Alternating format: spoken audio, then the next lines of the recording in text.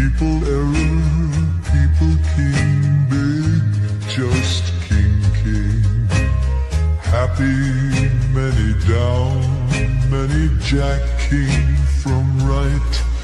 Just new king, big, great, can, new, happy.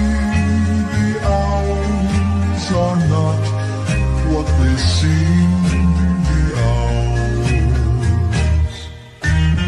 people very just king, great king. People error, people king, big, just king, king. Happy, many down, many jack, king from right. Just new king, big, great, can, new, happy. The owls are not what they seem. The owls are not what they seem. The owls, people very just king, great king. People error, people king, big, just king, king. King, happy, many down, many jack, king from right. Just new king, big, great, can, new, happy. The owls are not what they seem. The owls.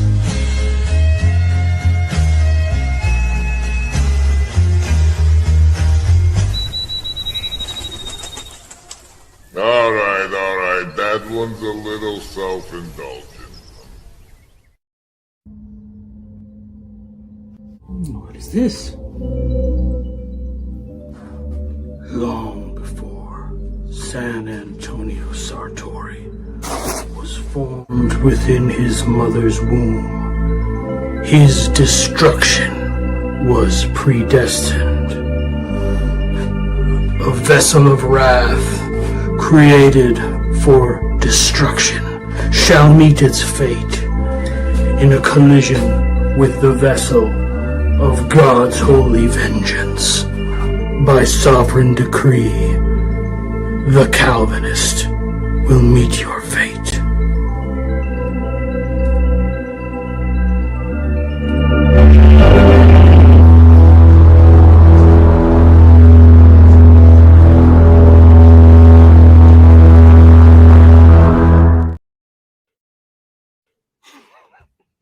In other news, Ron Copperman was arrested last night after attempting to reveal secret sacred truths of the TLC to an unknown sociologist. Hold on a second. It's the cops. Oh no! Ron Copperman, minister. I set the alarm off. Oh my God, dude. What's your name, sir? Ron Copperman. Yeah. 18A. TLC authorities have indicated that the Copper Man is being held at an undisclosed facility until he repents of his false prophecy. Back to you, Tim.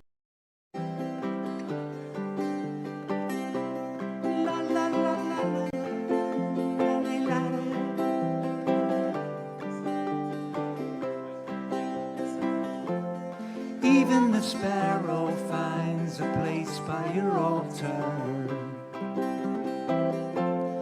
Even the wanderer who roams. Even the fatherless is embraced by the Father.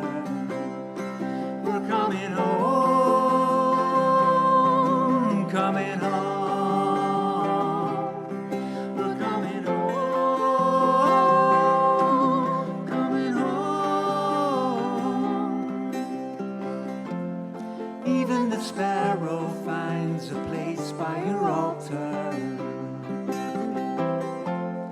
Even the wanderer who roams. Even the fatherless embraced by the Father. We're coming home. We're coming home. We're coming home. Coming home. The table is set. I will sit down, surrounded by friends, and feast. The table is set. We will sit down, surrounded by friends, and feast. Even the sparrow finds a place by your altar. Even the wanderer who roams. Even the fatherless is embraced by the Father. We're coming home. We're coming home. We're coming home. Coming home. We're coming home.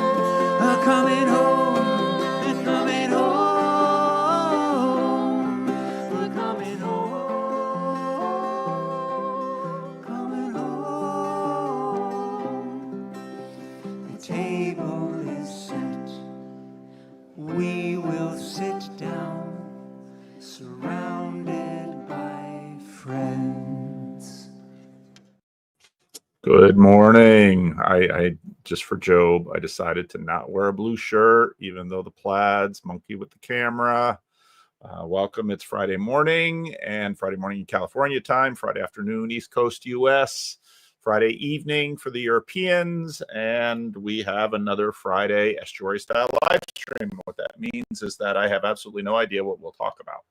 But the group itself that has assembled and volunteered themselves, and if you ask, how can you be a part of these Friday live streams? All you have to do is be a member at the low randos level on the on my membership group, and often you can pick those up for free during a live stream. There's often given away. Rick and Ups often, release big ones, and sometimes we get, like last week, we had a mix of a lot of first timers and real random people. And this week we just have a mix of a fair number of veterans, but we do have a new face and a new name that is here today. And Geoff, welcome. Thank you for signing up. Thank you very much for having me. It's why don't you tell us a little bit about yourself? This, I think, is, I don't know if I've seen you before, at least on my channel. I'm in Australia. It's 3 o'clock in the morning.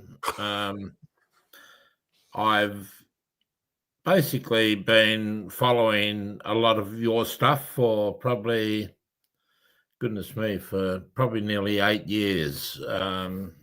Like most, Jordan Peterson got me interested. I think right back in 2016, I was there was something about his discussion with those people in Canada about forced speech. So I've been on that same thing.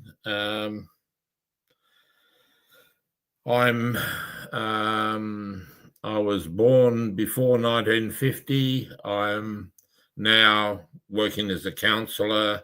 I've been a dairy farmer. I ran a Christian conference centre for 8 to 10 years. Towards the end of that, my first wife came down with a brain tumour. She passed away in 1995. Married again in 2005 in China. She was a lady that I knew here in a church that I went to in Sydney when I was after I left the conference centre. I started a software company doing school reporting software. It was an idea that we came up with when we were at the conference centre. Then I reluctantly worked as a chaplain at a South Sydney, the parish of South Sydney, for 8 years, and discovered that I loved that work. That was the first time that I tackled academic pursuits, and now I'm working as a counsellor, and I love that. That's really good. And I guess I've followed your journey along the way. I had a friend who was a Uniting Church minister. He's now joined the Catholics. And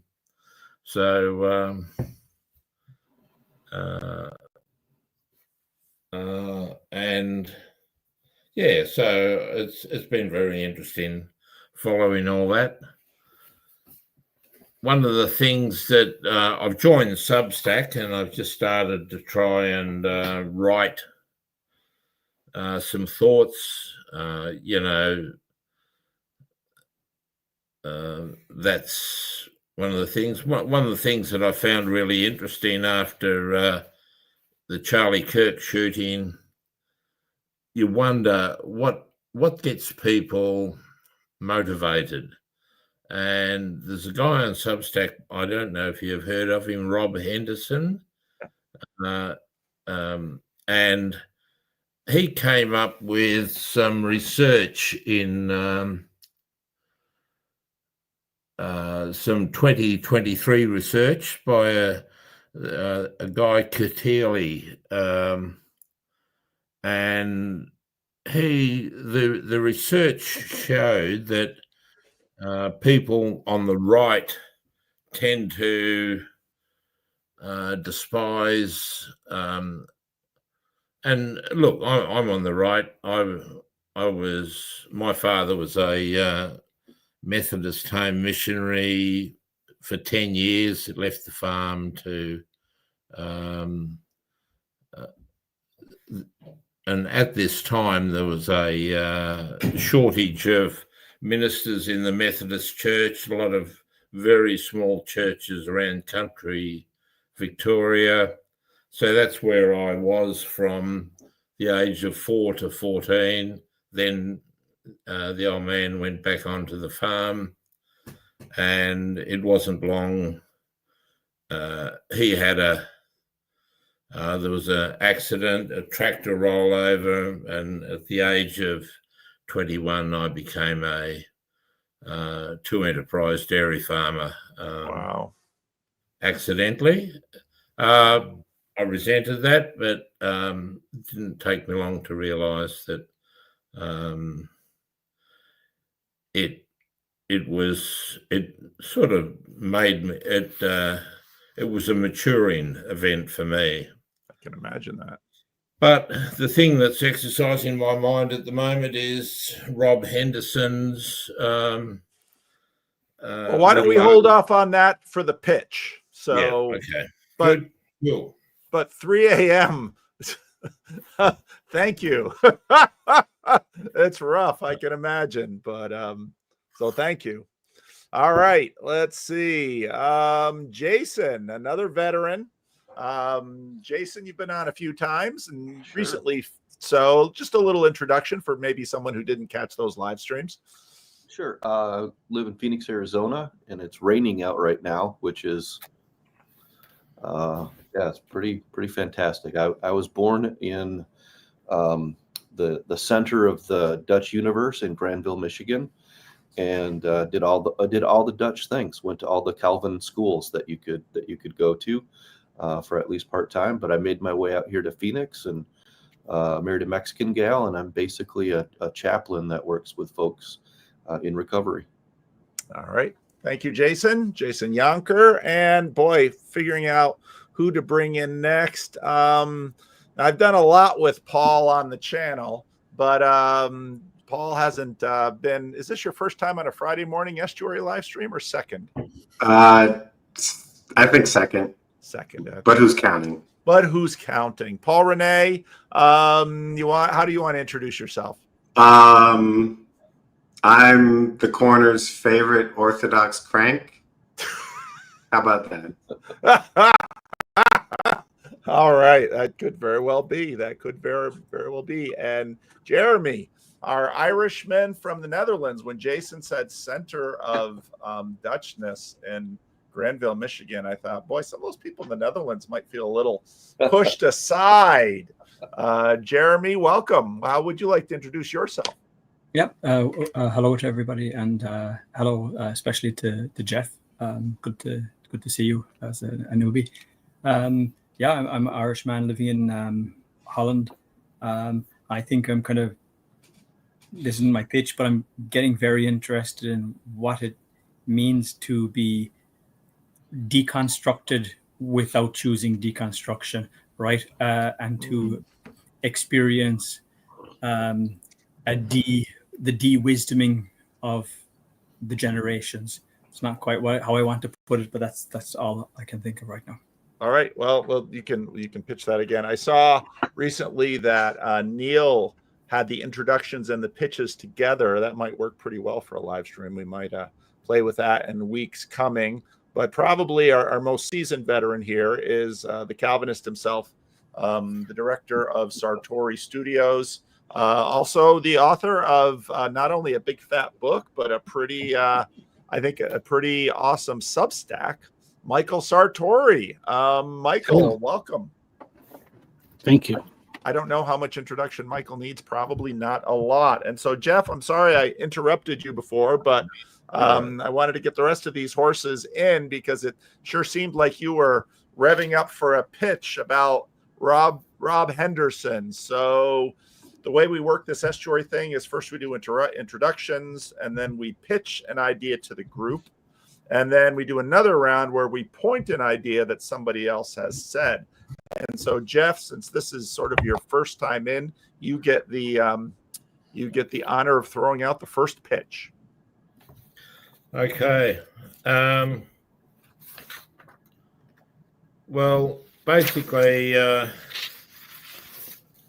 I'll just read out the thing that caught my eye from, and he wrote a thing called What Charlie Kirk's Murder Reveals About Historical Amnesia, a 2023 study from Sykes, Christopher Petsko and Noor Kateli uncovered something troubling about how Americans see one another. And despite the fact that we've got a stupid government at the moment, we follow America pretty closely. Conservatives tend to view liberals as immature, irresponsible, gullible, and irrational. Liberals, in turn, tend to see conservatives as savage, aggressive, cold-hearted, and barbaric. The researchers found something even more revealing. Liberals overestimate how dehumanized they are by conservatives.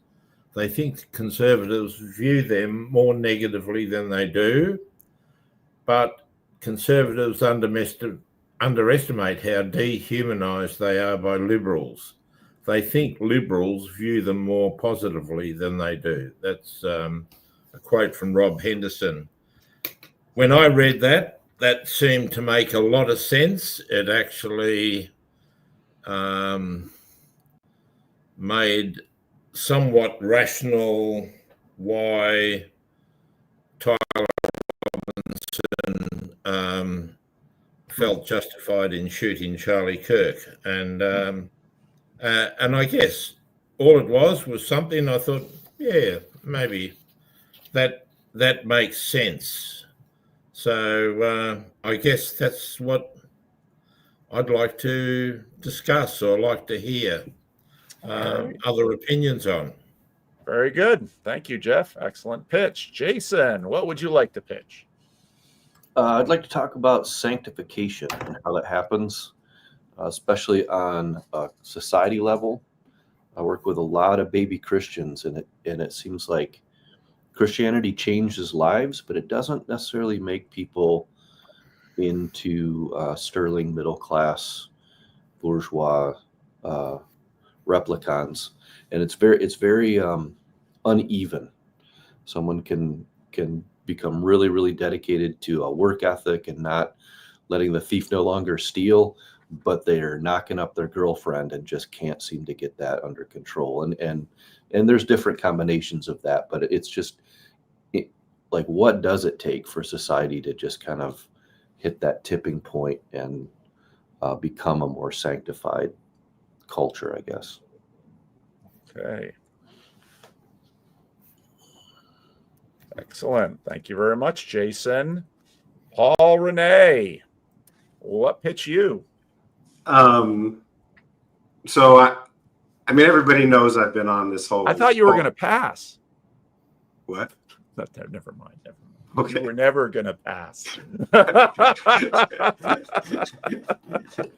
Okay. So I've been on this whole post-liberal saw, and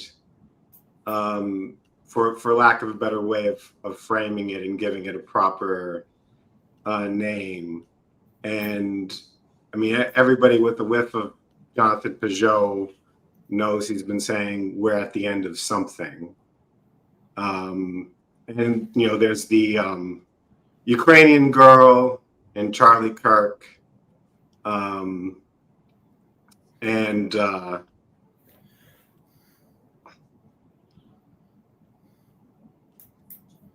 when I think about all of this, you know, and the deconstruction of the Christian Reformed Church, you know, which I've talked about, and it's become a popular subject in our little corner. A name or a way of expressing this more concretely came to me recently, and I'll say outright, this is not the eschaton. Jesus is not coming tomorrow, but the age we are in is the eschaton of Protestantism and the Enlightenment. And the Bonnie Blue Chris Williams video, Louise Perry says something to the effect of, what creeps people out about you is that you're going to the end, the extreme end of the logical conclusion of all these liberal ideas. And so I think ultimately where we are is Protestantism and the Enlightenment have reached their conclusion,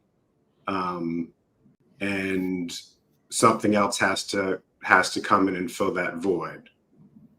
All right. Very good. Thank you, Paul Rene. Jeremy, what do you have on your mind?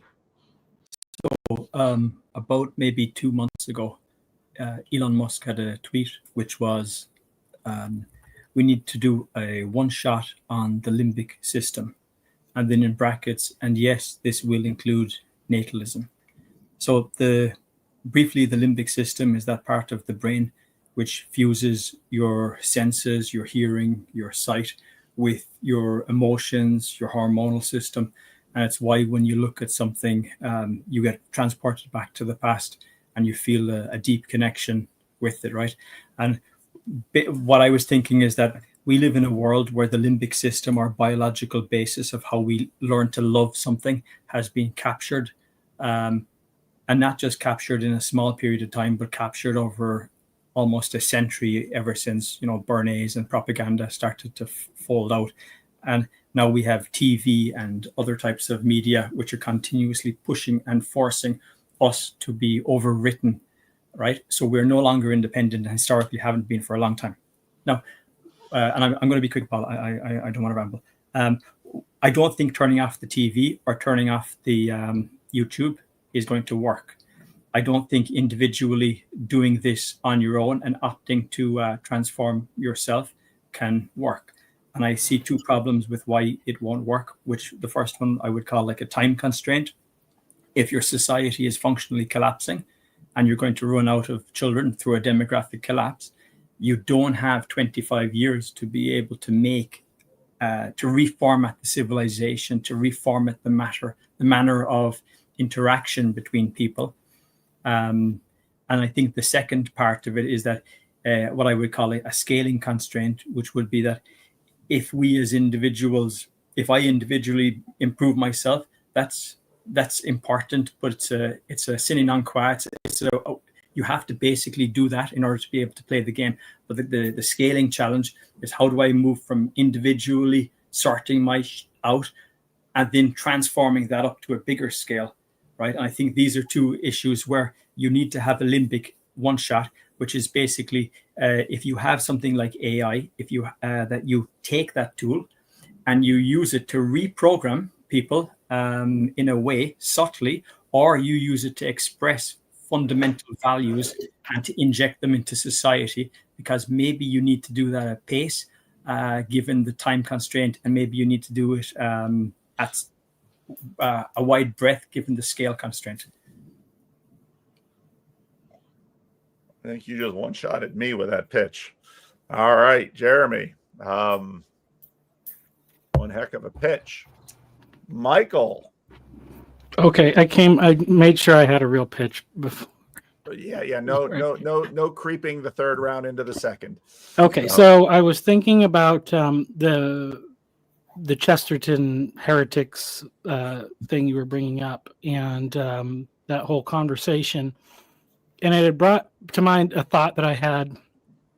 You know, the common kind of wisdom saying everything in moderation, which is an extreme saying, because you're putting everything in moderation. And so, you know, maybe most things in moderation, but you know, there's this need for maybe extremity in some things, or asceticism, you know, in other things. But you know, it was that thing where we're talking about the people on the progressive side having this kind of vague thing that they're looking at, and they're not pointing to the ultimate good, and you know, and then on the other side you have you know, I see maybe sometimes so much focus on the ultimate good that it's impossible to do anything for fear of making mistakes. And so you know, saying ultimate goods versus comparative goods. And I was thinking, you know, well, the Bible it begins with a lot of comparative good. You have it's not good that the man is alone, but creation is good, and then it's very good. So you have even before the fall, you have comparative values, and you know, seems like a very useful tool. You know, I guess, and maybe it's while, you know, so I put Jesus in my ultimate good. That makes things easy for me. But having done that, then I noticed that, like, well, we need to figure out comparative goods for a lot of other things in life. So and that probably touches a lot on, like, what Jason was talking about, the societal sanctification. So that's my pitch. Okay.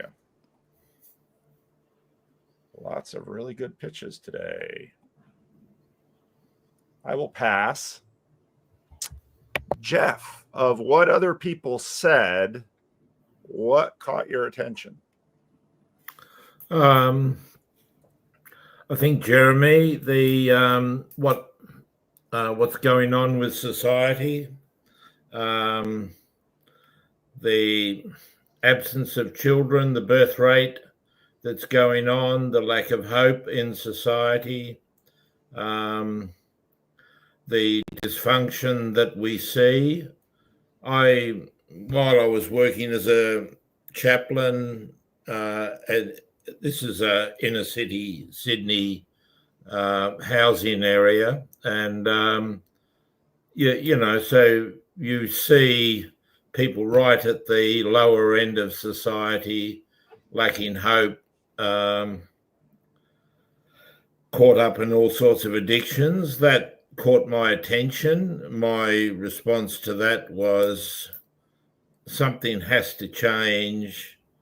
And, you know, my little effort, I took an interest in some of the work around EMDR, eye movement desensitization and reprocessing. I found that interesting, just dealing with some of the traumas early on, that, you know, that childhood, early life experiences that seem to really affect people, and the way they respond, seeking to moderate the pain with substances. That's been interesting, but the way in which people respond is always different, sometimes disappointing, but I guess I also think, who am I to judge their responses? Another little thing that occurred, and I don't know how it did, while the other gentlemen were talking about the issue, is that recently I found it very interesting following the teaching of Michael Heiser. I found that very interesting, and it's actually renewed my interest in, because there are so many things that we skip over in scripture. So I found that illuminating. I've enjoyed his teaching in that area. That idea just popped up probably from something that maybe it was something that Michael said, I think. All right. Okay. Very good. Thank you. Jason, what would you like to point to? I do think the conservative liberal perceptions of each other is kind of interesting, and how I think a lot of people in this corner may have gone from liberal to conservative through the Jordan Peterson and Peugeot pipeline, and just how that happened, and how disagreeableness probably fits in with that. Okay. Very good. Rene, what would you like to point to? I mean, I have to confess, I don't really understand Michael's pitch at all. But is it an ultimate good or a comparative good for Paul Rene to get a girlfriend? Oh, that's a whole Twitter rabbit hole we don't want to go down right now. I'm saving that for when Paul actually does our I don't know, 10-year delayed rando conversation. I mean, the limbic system stuff. I mean, I'm not a huge science boy anymore, but there's something in that. But that, I mean, I think that ultimately ties into the moral relativism and degradation of civilization. There's something very wrong with the way we're living, and I don't know that I would try to take some sort of brainstem framing of that. And frankly, Elon Musk scares me. He wants to put the internet in my brain, and I think it's in there enough right now. Thank you very much. And I mean, the liberal versus conservative stuff. Everybody's a liberal. Okay, Paul, the point of this pointing round is a point. So I mean, you're processing externally. I get it, but I want to point. I mean, it's. I'm not exactly. I think all of this stuff is circling the same.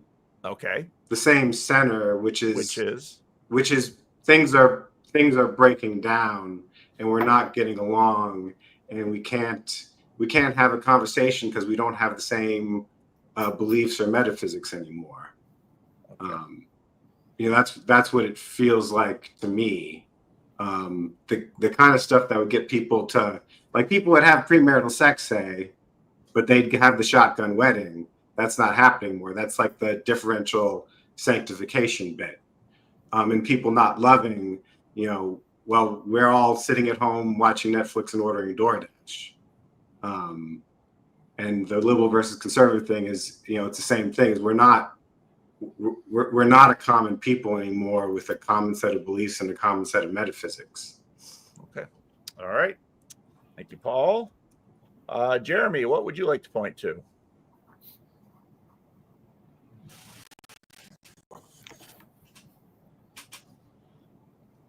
Oh, you're muted.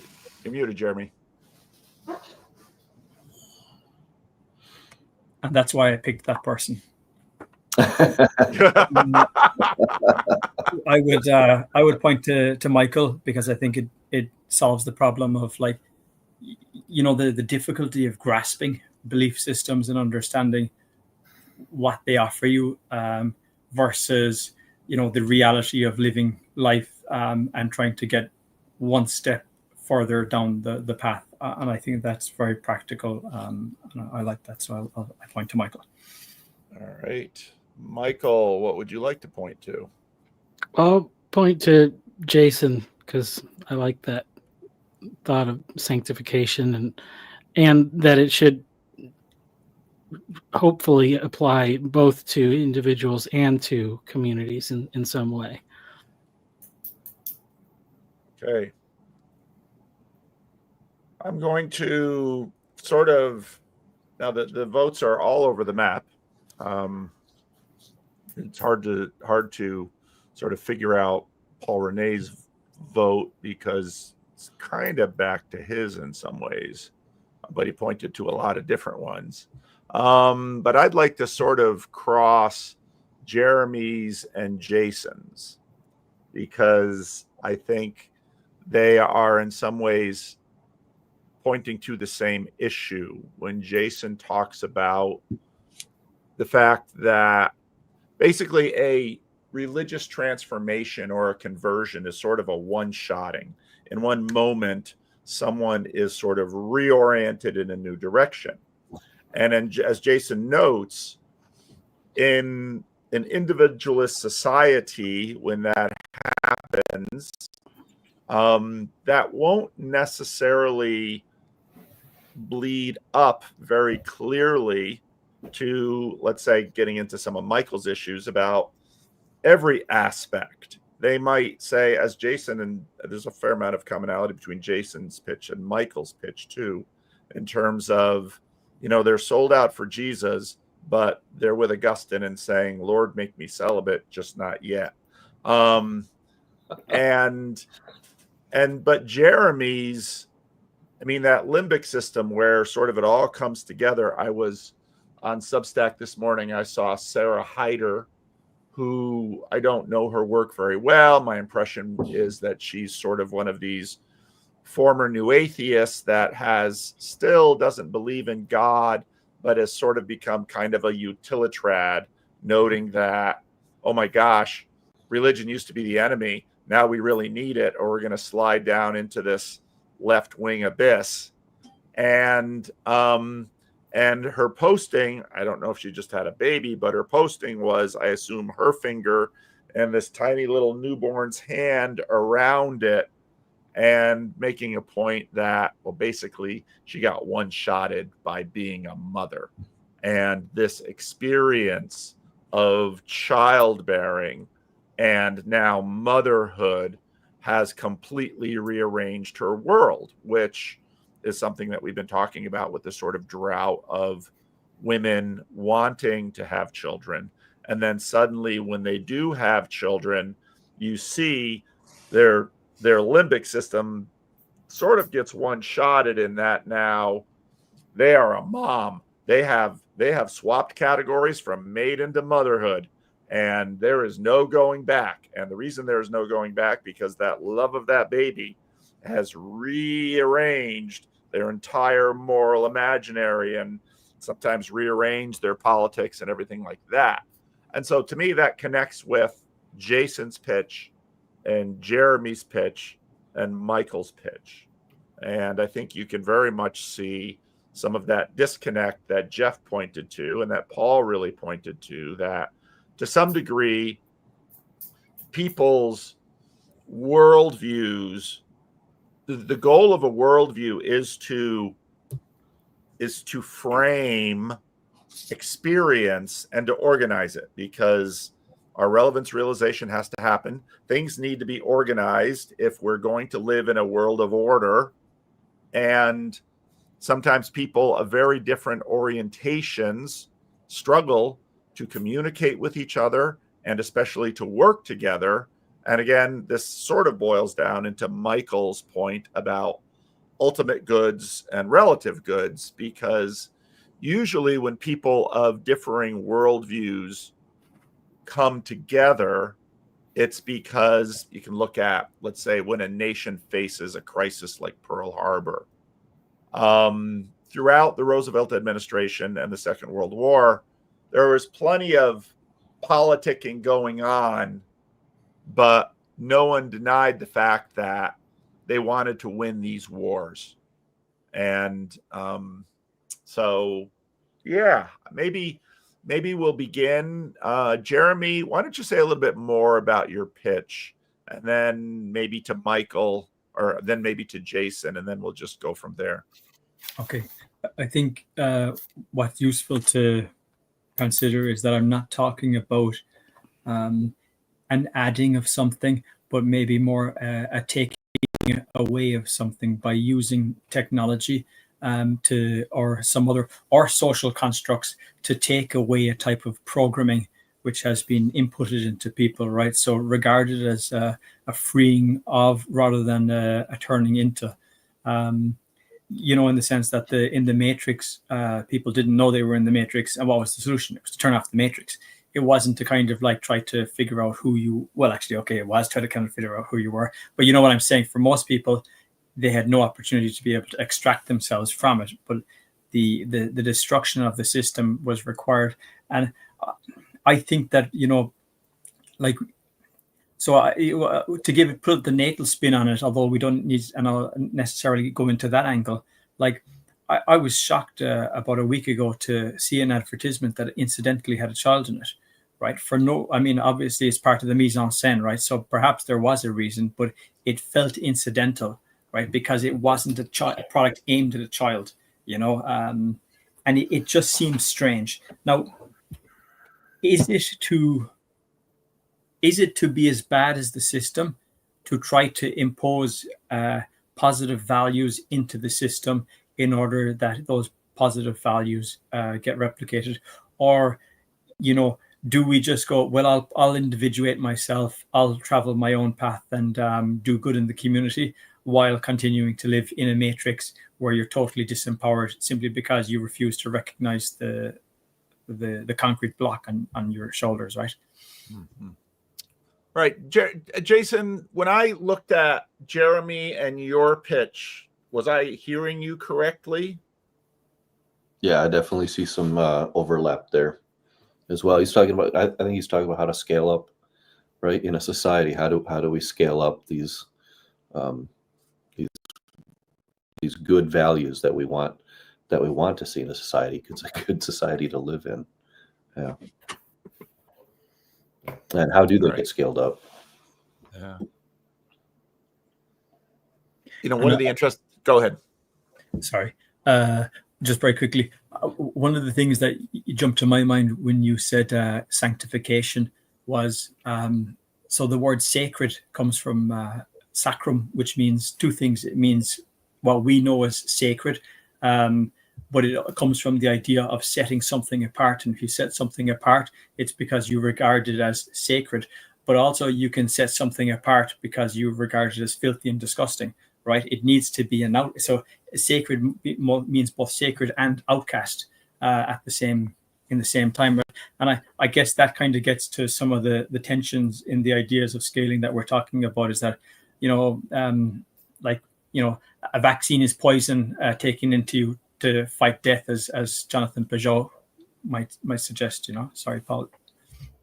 Well, it's interesting to me that when you think about the individual versus the collective, Jesus and what happens around Jesus is very interesting in that, in some sense, he's got this little group of disciples and they're sort of doing their own thing. Now he's very popular because he's healing, and that, of course, always if you're really healing people, that really gets a lot of attention because there's always a lot of sick, needy people. He's also preaching, and he's doing that in a different way. And then his execution arises because even the warring powers that be decided that in some ways he was disrupting their war. And they couldn't quite figure out where to place him in their war. And so the easiest way to eliminate the interference for their war and the threats to their war and their achievements in their war was to kill him. But then, of course, what follows from Jesus is this, his disciples claim that he's resurrected, but, they don't trot him out and bring him to Caesar's door and to Herod's palace. Instead, they start all these little groups that in many ways, when I preach in the book of Revelation, every time I read that book, it's like, it always surprises me because you've got these tiny little groups in Asia Minor that are 20, 30, 50, 100 people. And this vision that John gives them is this global apocalyptic vision. And we don't read it with that kind of shock anymore. And so this tension, I hear in Paul Rene's pitch very much an apocalyptic sense that the world is changing. But it's, on one hand, these tiny little groups of people that, in fact, finally do change the world, but often through people like Constantine, who look at that little group and say, yeah, and let's then implement that through the empire, shall we? And we've never quite figured out if that was a good thing or not.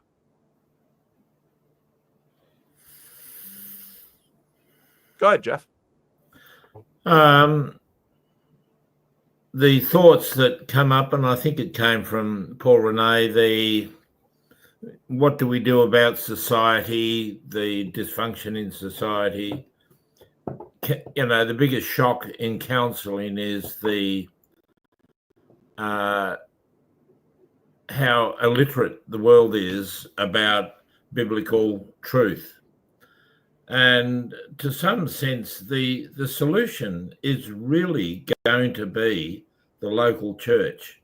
Was it Larry Crabb that said the safest place to be is the local church? It's about the only place where people can go and it doesn't always happen, but without being harangued, you can actually hear truth. You can actually, if the word has been preached, you actually will be hearing truth. And the way back for society is for people to start to feel comfortable about getting back to the local church. A little bit of hero worship here, Paul. I've loved the way you've stuck with your little church in Sacramento. I've been in so many little churches that they're dying, but in some sense they're not. So I guess that's just a reflection on what I've been hearing.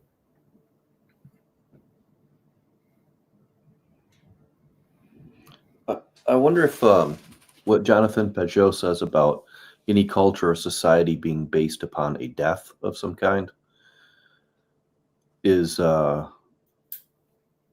applicable here, and if this generation of childless couples could function as that death for a rebirth afterwards, that this generation that just didn't make the next generation is going to cause such the loss of those unrealized babies could be the death from which people go, oh, we got to get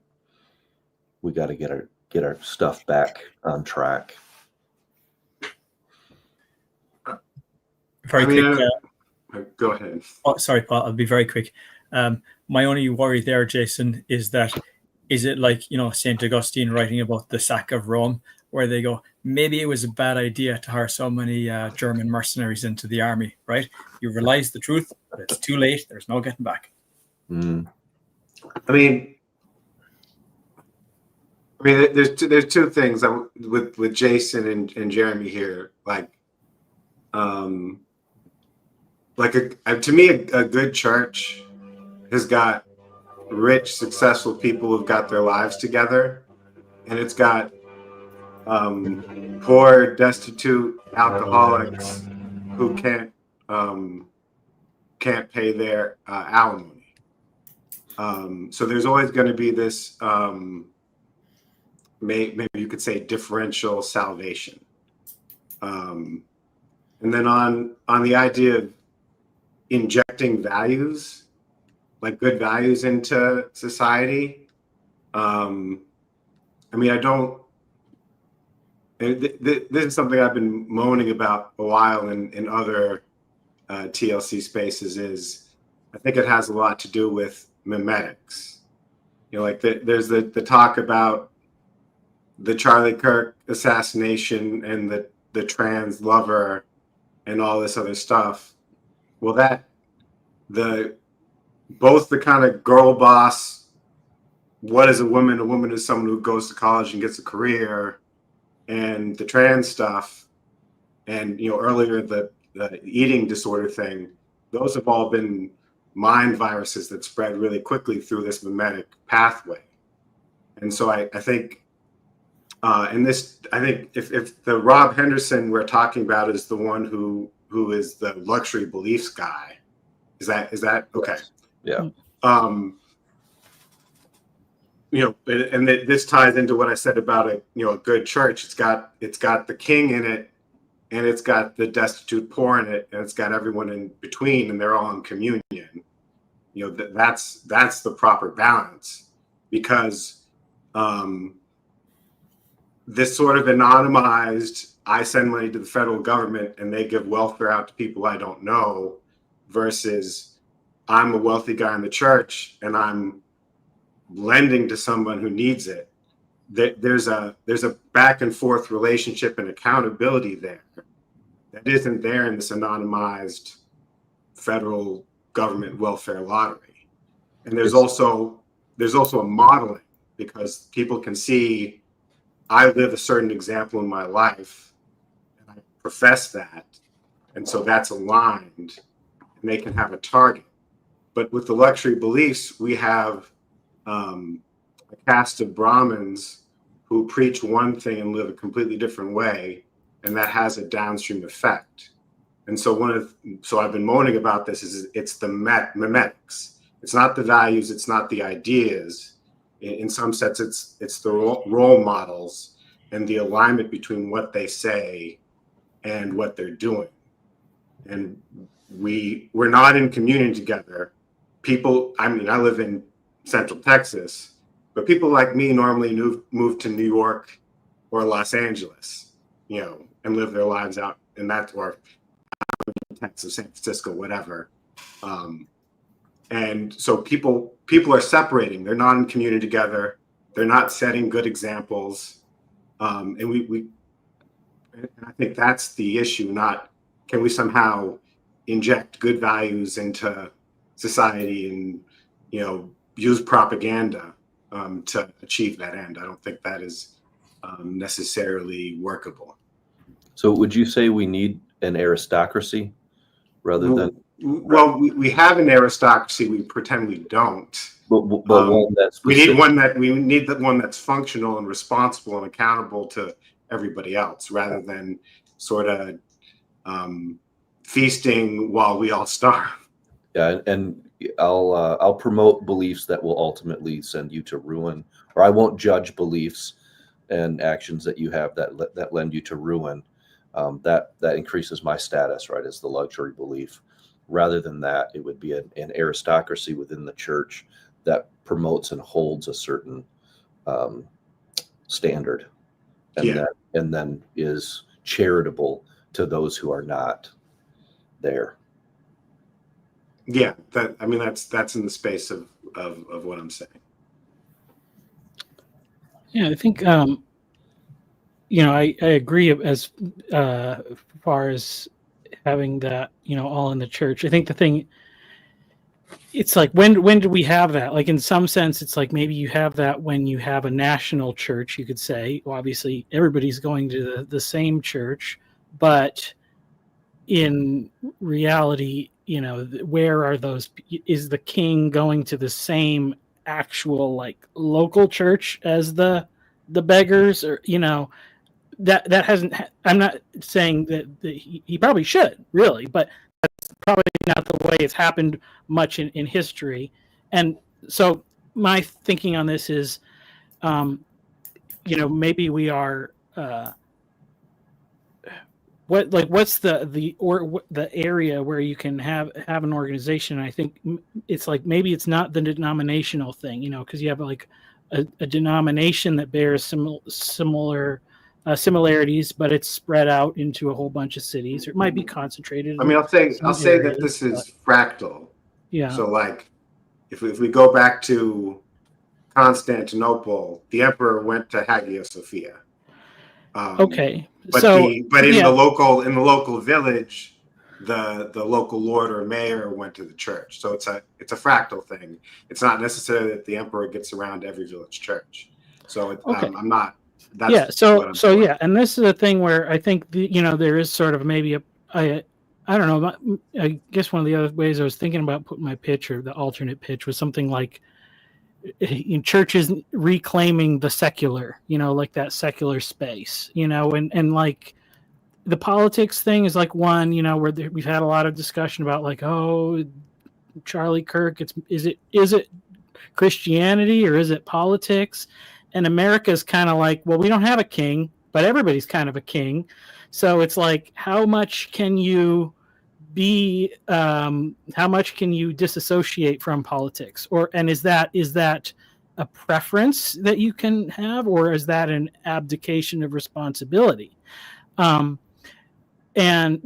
definitely I think we probably have a much less of a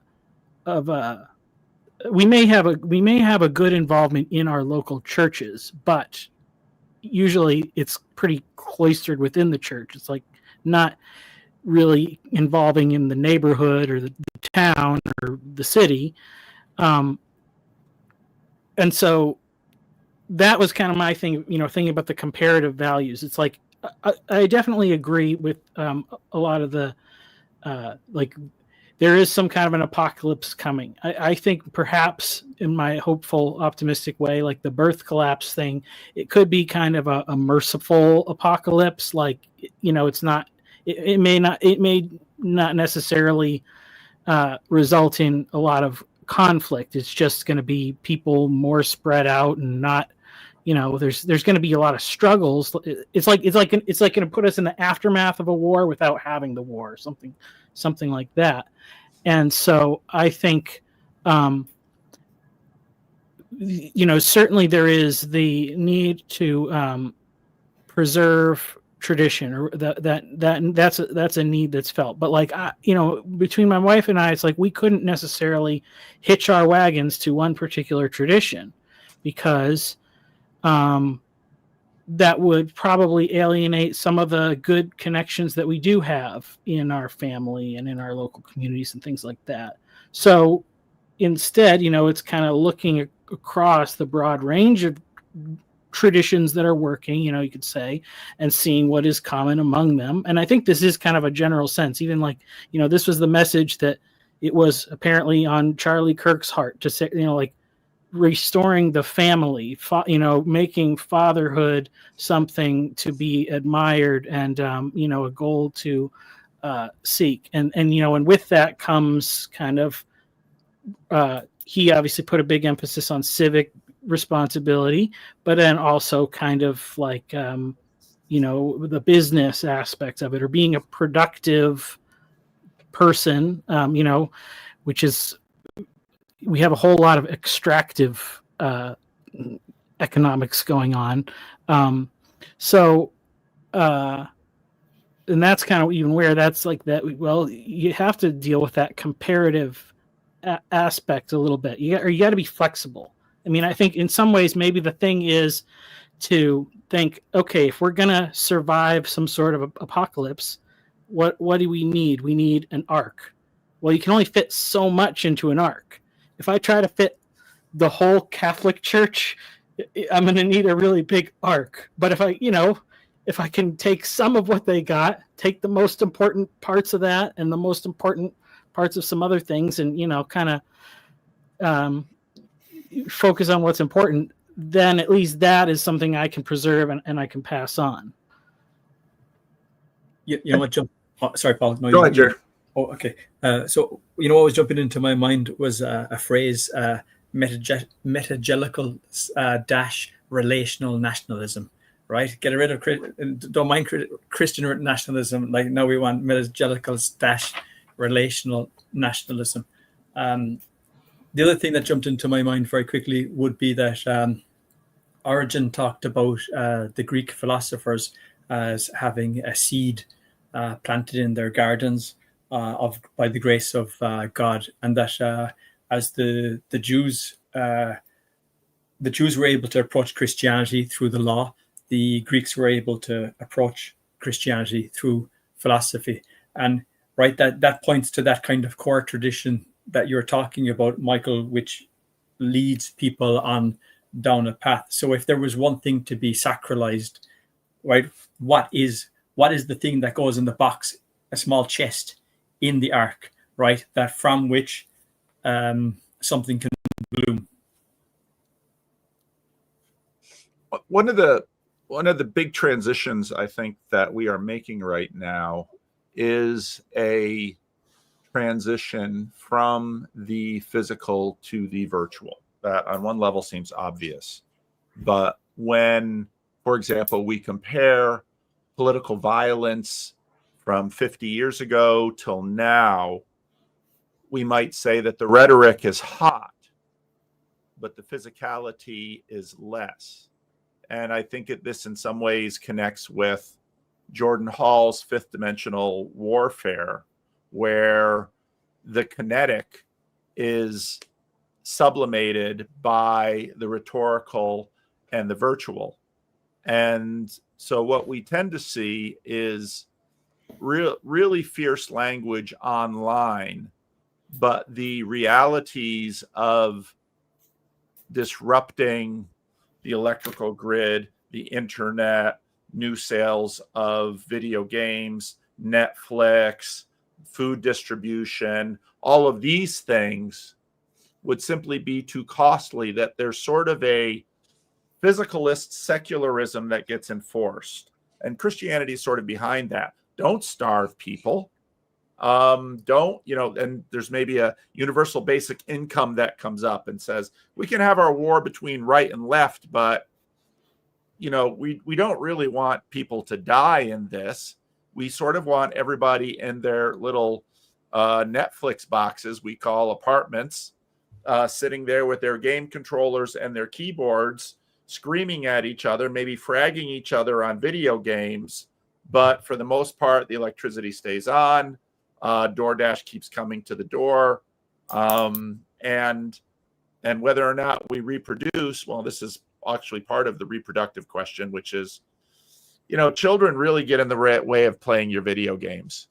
And so if you really love your video games, let's not have any and just keep our own little mental wars going on while we just sort of age and age and age. And then when we get to a point where we can't see well enough and we can't make screens big enough and we can't hear well enough, well, then maid comes and takes out our life, cleans up the apartment, for the next rabbit to inhabit the virtual studio. Well, Boy, that's dystopian. Well, I mean, someone mentioned in the chat on YouTube the WEF stuff, and I've been thinking about this. Is you will get in the pods and you will eat the bugs, but like we're already there, and yeah, it's not dimensional. I wasn't going to bring that up. Generational, yeah. But I'll speak about me and my own personal degeneracy for a moment. I love scotch, and I love marijuana, and I love women, and I have, for the past 3 weeks, despite what you may see online, I've avoided all three. And as I told my priest the other day, I feel so much vigor that I feel a strong desire to lay siege to a city. And and what I think is happening is it's the video games is part of it, the Netflix is part of it. Not having a feast and fast cycle, always filling your belly with the DoorDash. The easy access to whatever form of marijuana is legal in your region, the drinking of the alcohol, and the easy release through online imagery of women. It anesthetizes the aggression and disagreeableness of men. And it's not so much that we're venting through discussion online and stuff that is taking the pressure off there being actual steady violence. It's that we have chemically emasculated and neutered men to the point that there's no capability of engaging in actual warfare anymore on any scale. Physical warfare. Yeah. And so basically it's just, we've chemically castrated all the men in the West through easy pleasure seeking. And we've depleted their vigor.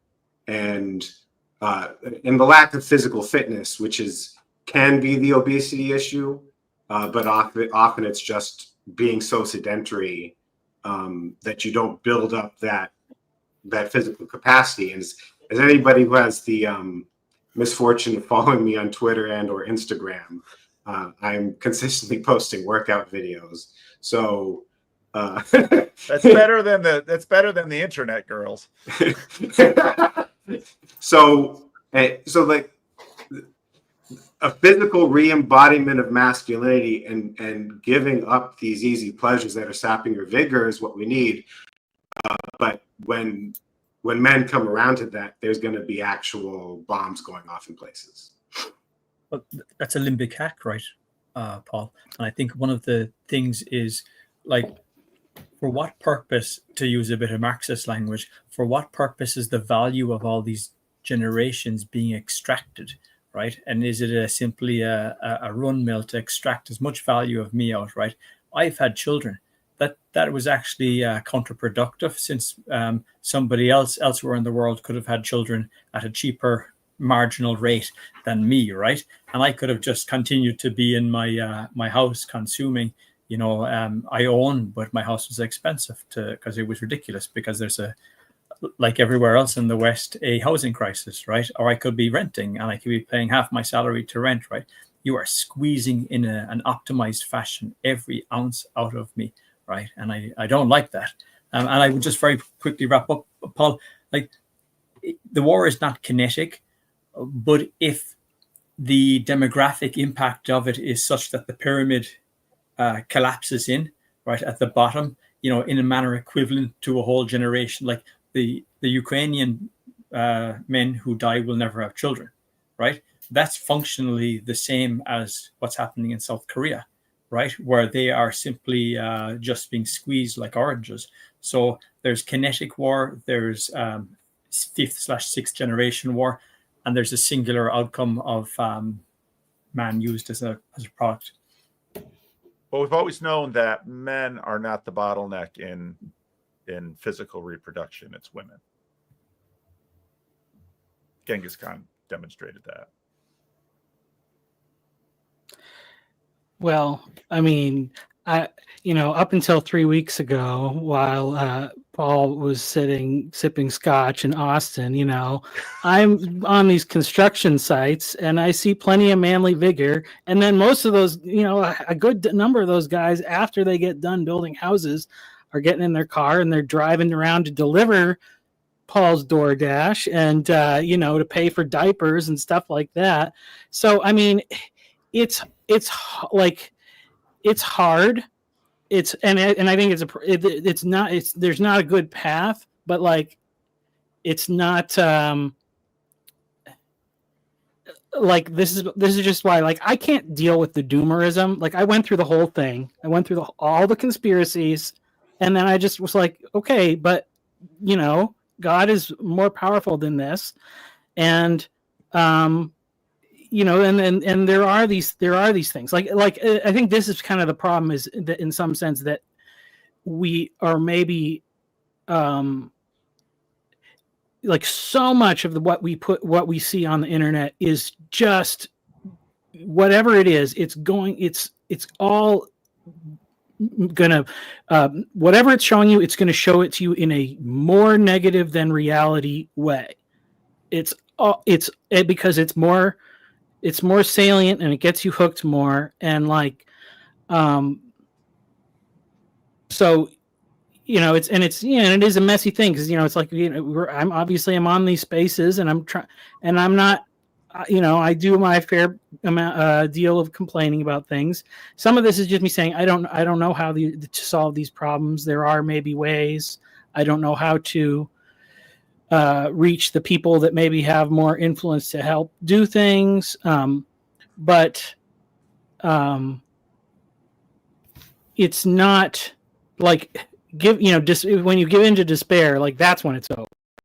So I'm not going to do that. And I think that there are many more people that are not despairing. Like, I mean, I think that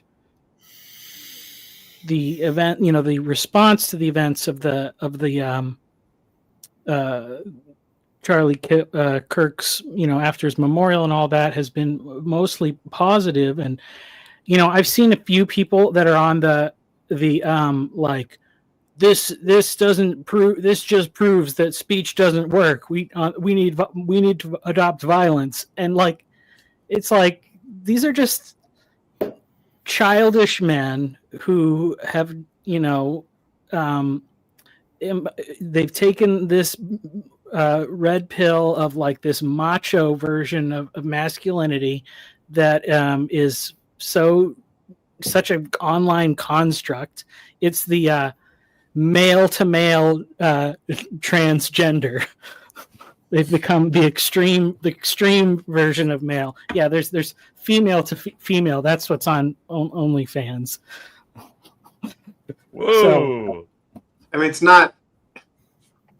People accuse me of black pilling or straight doomerism, and I'm not.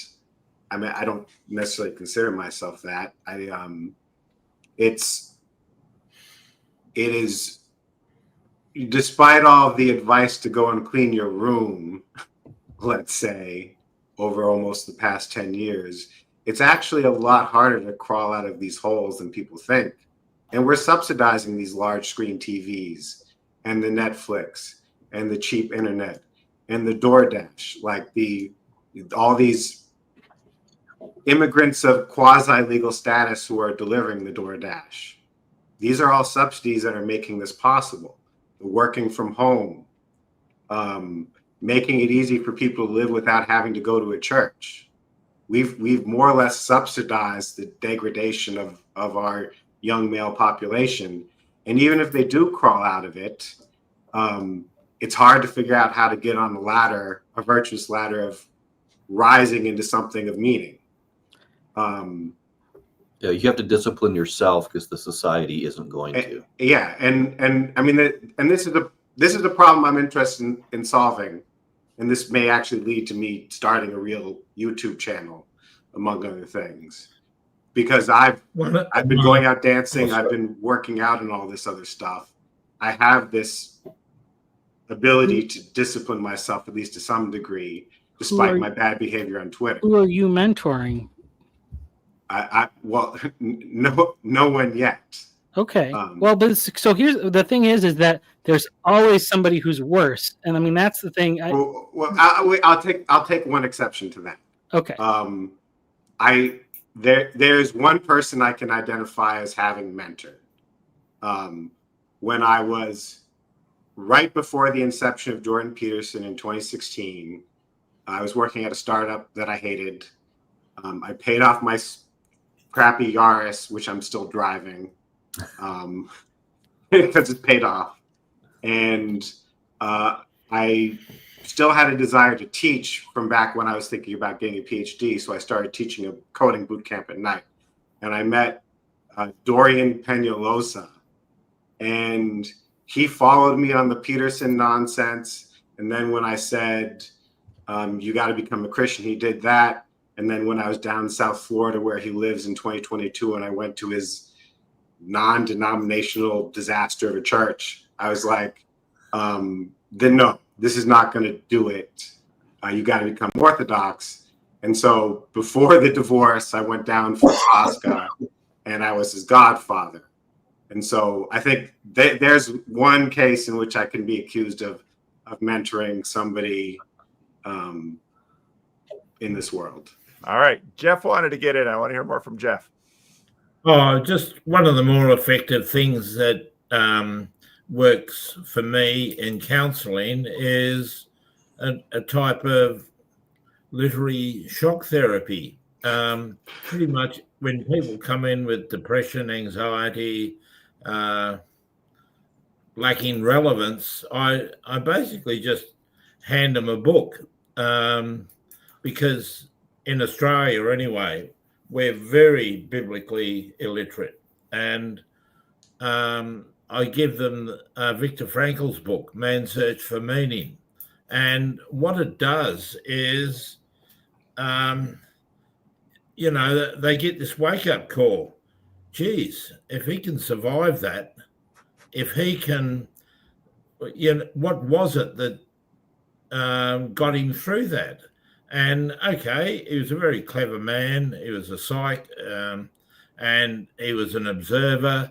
But basically, the meaning he found was he just looked for somebody to help, and really, it's I'm sort of riding on the back of his work. Just reminding people. Things can be tough out there, but you can survive. And when you survive, you think, man, I'd rather have survived that than, had a velvet carpet ride through life. That's what I tell my kids too. Well, and I think that's it. I think part of what the doomerist anxiety is about now is that most apocalypse until the 20th century has sort of been framed, let's say, in the biblical apocalypse. We have blood up to, a horse's bridle. We have a third of the world dying of famine. If you want to read a doomerist book in some ways, you can read the Apocalypse of St. John. It's also which is what apocalypse is there's also a tremendous victory of the Son of Man riding on a white horse, all of that. I think part of what in this current crisis people feel is basically this dimming and it's much more sort of fulfilled by the Brave New World. That sort of apocalypse where people are, where virility is sapped. And there've been a number of books like that.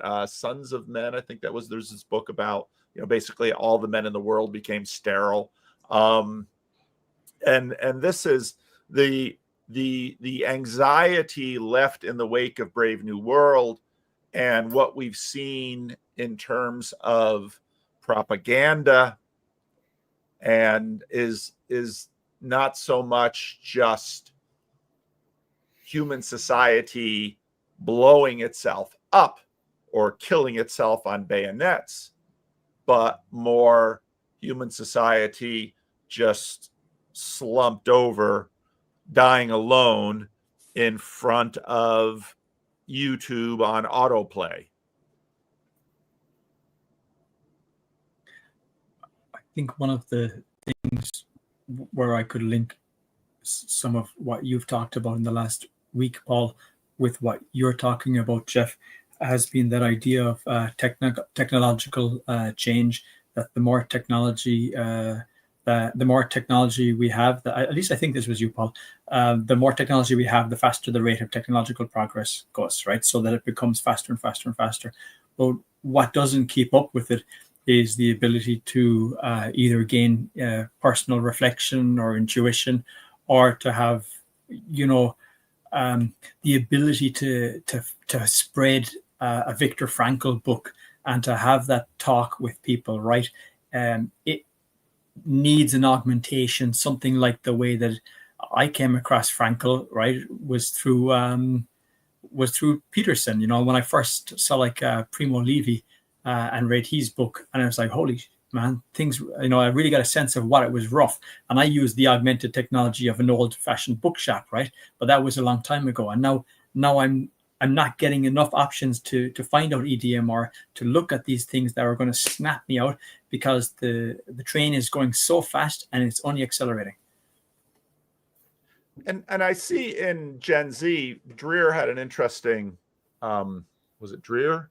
And someone on Substack had an interesting post on, no, it was Aaron Wren on Substack about Gen Z is sort of the first generation that is in some ways free from a lot of the boomerisms.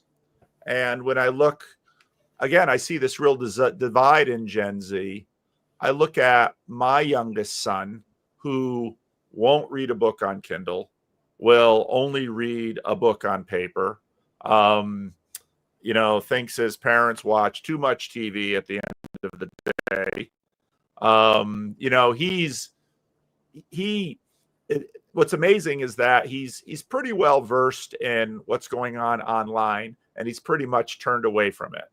He'll buy his clothes at a thrift store.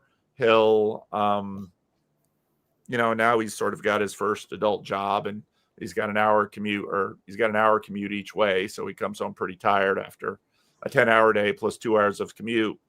But it's interesting watching this Gen Z sort of free from the boomers doing some of their own thing. And does that relate to you, Jason, and your sanctification? Is that Paul's son picking a sacred or sanctified thing and from there building his life out? Yeah, perhaps, right? He's renouncing the world for sure, right? And probably his own sinful flesh along with it, because his sinful flesh wants it. And I'm sure the devil's well integrated into the internet. So he's renouncing all three. One thing I'd like to suggest for the corner writ large is, let's stop calling it progress. Cheaper TVs and all these things, all these modern conveniences and whatnot. It's not progress. Something is progressing, but in the positive notion of moving towards a good. We've got to remove that from our language, because we're playing into this narrative that is entrapping us. The Solomon asked for wisdom. He didn't ask for wealth. He didn't ask for long life. He asked for wisdom. And one thing I keep hearing, and I think it's a refrain I hear from you, Paul, is, and other people is, all the great things that we've gotten from modernity and the post-enlightenment. And the thing about the wealth and convenience is, from a prosperity gospel perspective, which it feels like we have wholly imbibed in the secular West, is that this is a sign of our virtue that we have all this wealth. But as someone who has feasted beyond wisdom and had quite a lot of wealth in my life, wealth is a test and a judge. And so we need to stop saying that this is progress in a positive sense. We need to stop thinking that the wealth and conveniences that we've earned through hard work are a good thing. They are here to test us and to poison us and to drag us down into the ocean if we're not wise enough to manage them. Well, if there seems to be anything that is on the chopping block in terms of the post-liberals, Mary Harrington, Feminism Against Progress, Paul Kingsnorth, there have been huge critiques of progress. But as people in the chat have noted, the video that I made, I'm reading Chesterton in 1905, who is very much questioning it. And of course, all of this talk of progress is in many ways sort of on the back of Christian eschatology. And one of the most unsettled areas of Christian theology is, in fact, eschatology. Will the world continue to get worse? Will the world continue to get better? And then you've got some very interesting critters on those differences. You've got someone like Doug Wilson, who's a post-millennial. And it's like, And then you've got others who are premillennials. But part of Chesterton's critique, which I thought was very salient, was you really have to, when you're thinking about progress, you really have to think about what you're asking for. Because in many of our lives, we've seen the iPhone comes out in 2007. And soon enough, we'll have the 20-year anniversary of the iPhone. Folding screens, bigger screens, faster processors, faster internet. There's a small frame element of progress that most of us recognize, and I think in many ways that small frame influences the larger frame. And I think as a society, we are having now, to your point earlier, to your pitch, Paul Rene, we are renegotiating far larger frames than I think we have probably in, over centuries. It's probably not a shock that the discussion, was it 2 weeks ago or last week, about fundamentalism brought up the fact that it was it 1907, and it's a bit cornball, this take, but after listening to that, I came away with the phrase fundamentalism, right?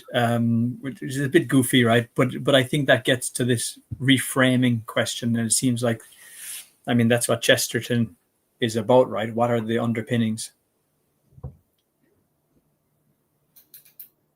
Chad is dying for us to be more specific.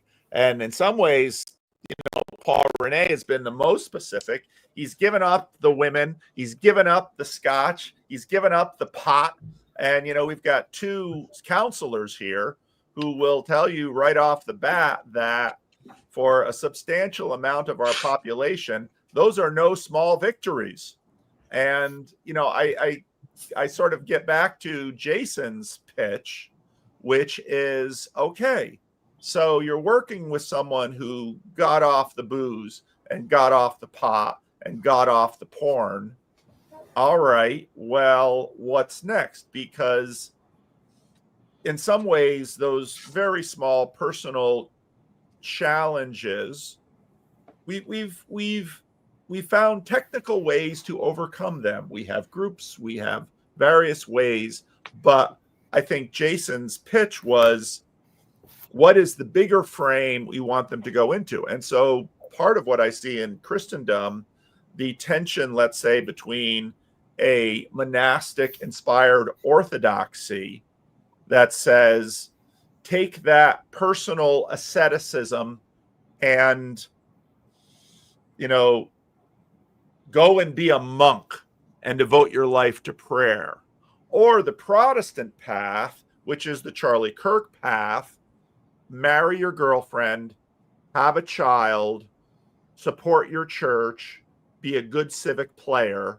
I mean, in many ways, the Orthodox monastic path and the Protestant family as microchurch, family as little monastery. Because remember, Luther cleaned out the monasteries and had the monks marry the nuns and said, go have children and raise them Christianly. And for John Calvin, the alternative to the monastery was Geneva. He wanted to make the whole city pure.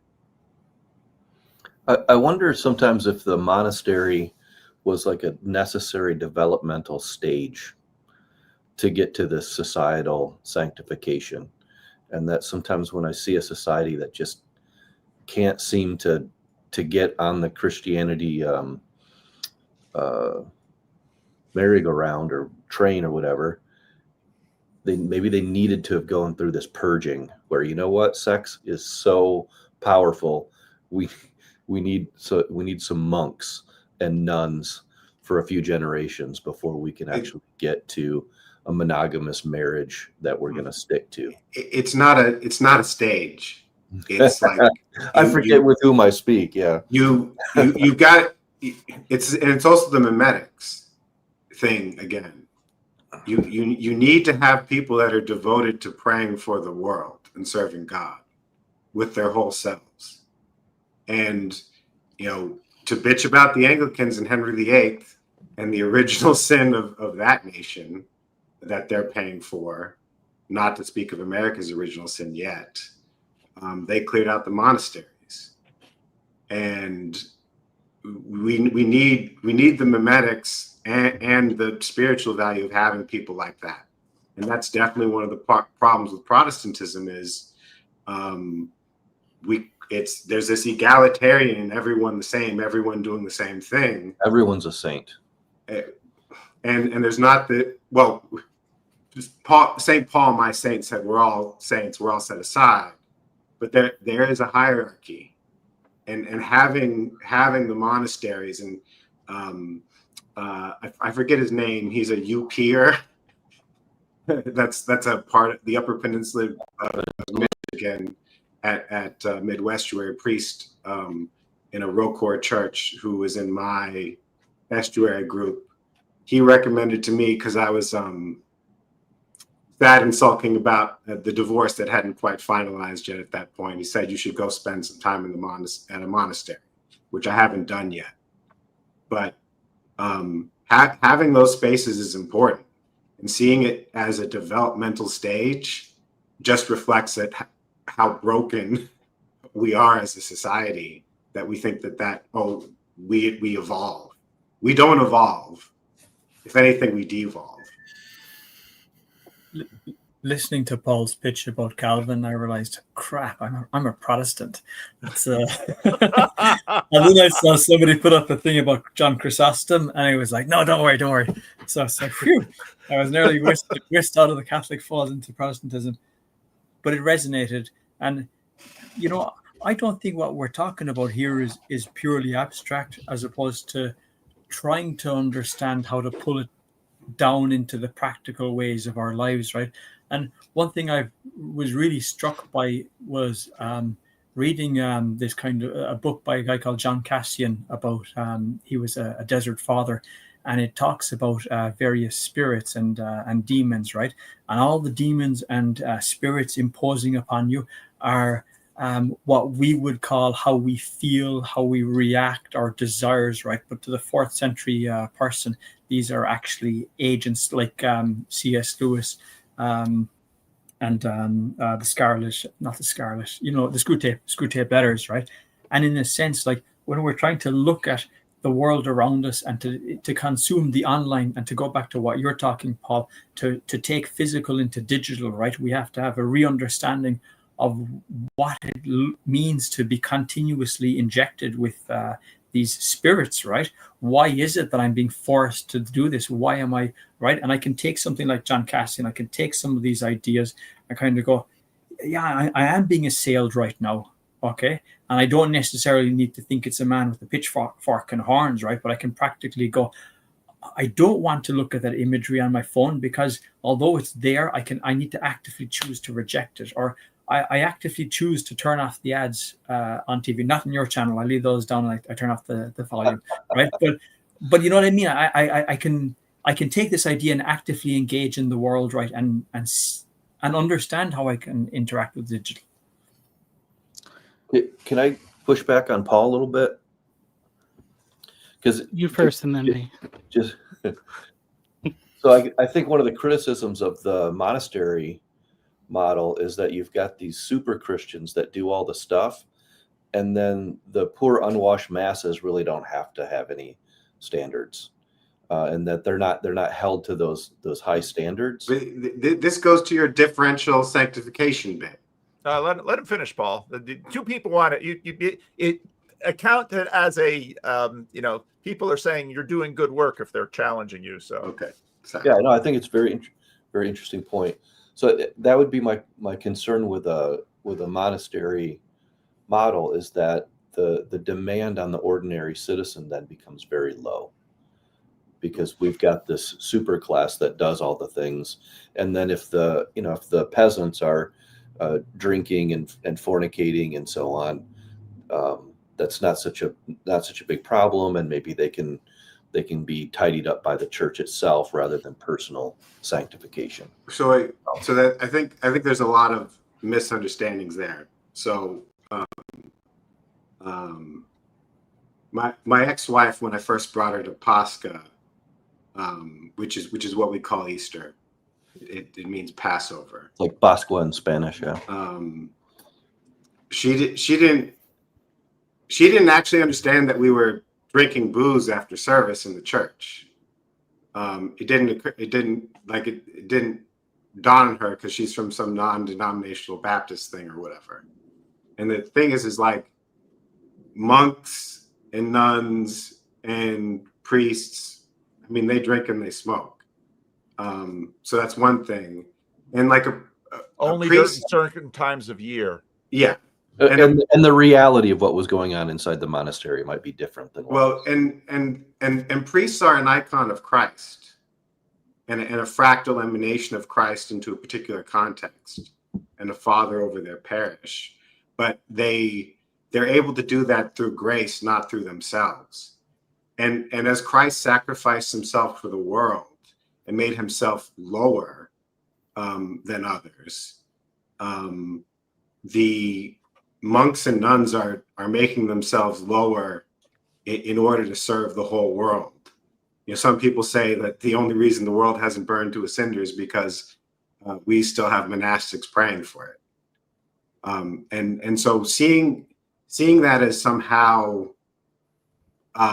they're these hoi polloi, high and mighty people, and the rest of the unwashed masses is like, I go through times in my life where I'm a very bad Orthodox Christian, and like I haven't attended church much in the last year and a half because I was in a failing marriage that was breaking me down emotionally, and then I was going through divorce, and I just couldn't get myself to go. And so it's not just that they're people that are differentially sanctified in space. Individuals are differentially sanctified in time. Yeah. Let's get Michael in here. He wants a shot at you too, Okay, Paul. so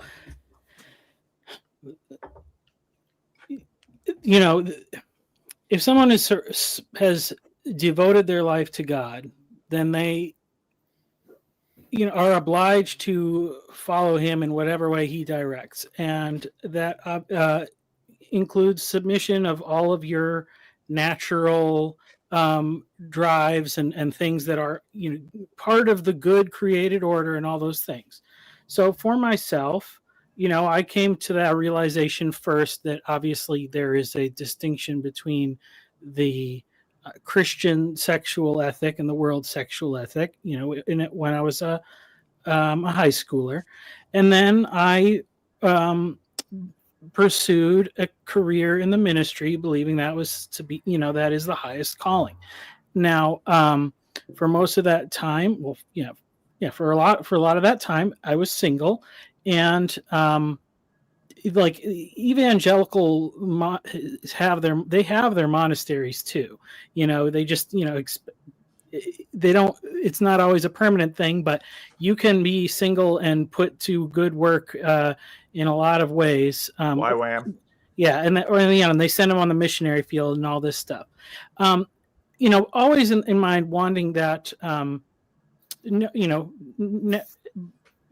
At a certain point, I came to the understanding that okay, even though it was like fine to want a wife or whatever, I couldn't necessarily take it as a certain, and if God's will was that I would remain single for the rest of my life, to have like basically the calling of a monk, to be celibate, if that was what God, his desire for my life, and that was his will, then that was no alternative, no matter how much I wanted it, would be superior to that. That was the best plan, if that's what he had in mind. And so I struggled with that because I wanted to be married, but I, realizing that was the truth, I prayed, God, if you want me to be single, I will, if that's what you want for me, then that's what I want. And I prayed that every day for like a year. And I didn't mean it necessarily the first time I prayed it. By the end of the year, I really did mean it. And then God said, no, that's not the plan I have for you. There's this woman that you're supposed to take care of. And, I got married. So, but I didn't have sex until 2 weeks before my 30th birthday, so, and I didn't need a mimetic force compelling me to make that appealing. And I think what Jason was saying is that, I agree with that these structures probably did serve a very useful purpose in removing the pagan idolatry of sex. But this world was created by a father, and there are certain things about God's word and this world and theology that I never could have figured out before becoming a father. And, makes me a little suspicious of the monastic thinkers with some of their ideas on those subjects. So, I'll say that's all over the place as an initial remark, and then I'll say this. I'm going to say no one's praying for the world more than fathers. If you think people care about that's the world fine. more than fathers, but I to me, the post-Enlightenment, the Protestant West it's the Tower of Babel all over again. Sola Scriptura and all of that. It's the Tower of Babel. Well, then God will tear it down. Yes, and that's what's happening. That's what my pitch was. Okay, well, it's not going back to the monastery. But the thing, be careful of innovation. Be careful. Just like you prayed, God, do your will in my life and give me a plan. Well, breaking away from authority and rebellion, which is at the core of our Western civilization at this point. And I was in a charismatic church before I became Orthodox, and I saw it split over ego and entrepreneurial behaviors, like happens all the time in these churches. And this rebellious nature and spirit that's in us that founded this nation and caused England to break away from the Catholic Church and to deny the authority of the Roman Church. Like we are living out generational curses here. And so my advice in general is be very careful about innovation. be very careful about, doing things on your own. And if, the monastic stuff and the traditional Christianity was set up by God for a reason. And throwing that away was a dangerous move. It's not thrown away. It's not. I mean, I would say nobody understands rebellion more than fathers either. So, well, but I'm saying is like the reason for this, like this generational distance, like parents not understanding the Beatles, and this happening generation over generations, because we've accepted rebellion as a natural part of our life cycle. And the way out of this is going to be putting an end to rebellion. That's the way out. Rebel against rebellion. That'll fix it. All right. Let's get into some closing statements. Geoff, you've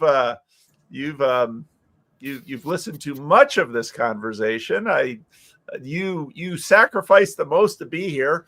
Sacrificed sleep to get up at 3 a.m. or stayed up all night for this. So congratulations for that. What are some of your summarizing thoughts here? Oh, I'm just grateful to be able to be here and listen to you guys talk about what you're talking about. I watch with interest, and this is probably not on here, but what appears to be a move back to the Orthodox and liturgical churches that's happening in the States. I think that's happening a little bit here. We're moving away from the large character up the front to something that's a little bit more standard and regular, that reminds us, I go to a church now. We do the Lord's Prayer every week. We do the Apostles' Creed, and and it was formerly the big charismatic church in this little township of Nowra on the south coast of New South Wales. So it's interesting to watch things change, and I thank you for allowing me to be here. Really enjoyed it, and I might try and be here again. All right. Well, wonderful. Thank you, Geoff. Jason. Man, this conversation kicked up a lot of dust, and I don't think it's settled yet. So it's hard to have a closing thought, which is good. I don't mind dust getting kicked up. I'm not saying it, but it's just like there's a lot of thoughts right now. I guess one through line that I can't believe I'm going to say, but I heard a lot of talk about the vigor of men and discipline. When we get down to the practicality of the sanctification thing, we might need some male energy to make that happen. Yeah. All right. Paul Rene. Stop rebelling. I love Paul Rene in a conversation because it's going to be lively. Well, I was asked if I know the character I play online. I'll leave that up to a role in Sartori Studios. Maybe you can be their first. But I have suggested not Satan in terms of the morning star, but Satan in terms of God's chosen adversaries, as in Job, that I am the Satan of the TLC. But I was wondering if I was going to fit that in there, but I did. So learn to respect what is God's and what is Caesar's. Learn to love authority. Pick up heavy things and put them down, and stop drinking so much. That's all I got to say. All right. Ends with a sermon.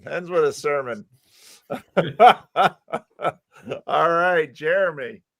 I think just watch for what's pushing me around and moving me in directions, and then take the idea that that just like fatherhood, things can become transformational, and just like motherhood, as you said at the start, things can become transformational in an instant, right? So set the fundamentals right and leave the transformation cook. All right. Well, we had a couple sermons already, Michael. Where are you gonna? How do you want to close this thing? Yeah, I'm adding more masculine vigor to my household. Congratulations! So, coming soon. How many? You're all daughters so far, right? Yep, 3 girls. 3 girls and a little boy. He's gonna have 3 older sisters. Oh boy, he's gonna need some vigor. Yeah. I was listening. I think there's a lot of Satans in this corner, to be honest. So, but that's okay. Makes life interesting. All right. Well, I want to thank Geoff and Jason and Paul and Jeremy and Michael for grabbing slots this week. I never know who's going to sign up. I never know what we're going to talk about, which for me is really fun because it's always Friday afternoon is always a surprise. What are we going to talk about? How's this conversation going to go? And Geoff was a first timer, but Jason and Paul and Jeremy and Michael I knew are all really solid guys. So I thought it's going to be an interesting conversation today. So thank you all. And I have dropped the link. Last week, someone said, aren't you going to drop the link? So yeah, the link is dropped. You can come on in and participate if you want to. Those of you currently on screen, you don't have to run away right away. But if Geoff, if you need to take a nap before you have to get on with today's business, I certainly would understand. But thank you all for joining, and we'll talk for a little while, and we'll see if anybody wants to come in. If nobody wants to come in, then we'll just land the plane sometime soon. It's interesting in this conversation about monastics and monasteries. A layer to this is, again, institutions. And number of people noted that monasteries had challenges because they were so inspiring for many people that very quickly, I love that. I love that scene in Forrest Gump where Forrest Gump is sort of being a monastic. He's jogging, and of course, if you lived in the 70s, you remember the jogging fad. He's jogging coast to coast, back and forth. And that display of virility, that display of asceticism inspired people to want to emulate him, to want to support him. And of course, the irony of the postmodern Forrest Gump is there was nothing there. Oh, there's a baby. There was nothing there. He had no message. He had nothing to say. Part of the irony of the monastic movement is it became astoundingly wealthy. And while individual monks didn't necessarily have personal possessions, the monasteries were soon clad with gold.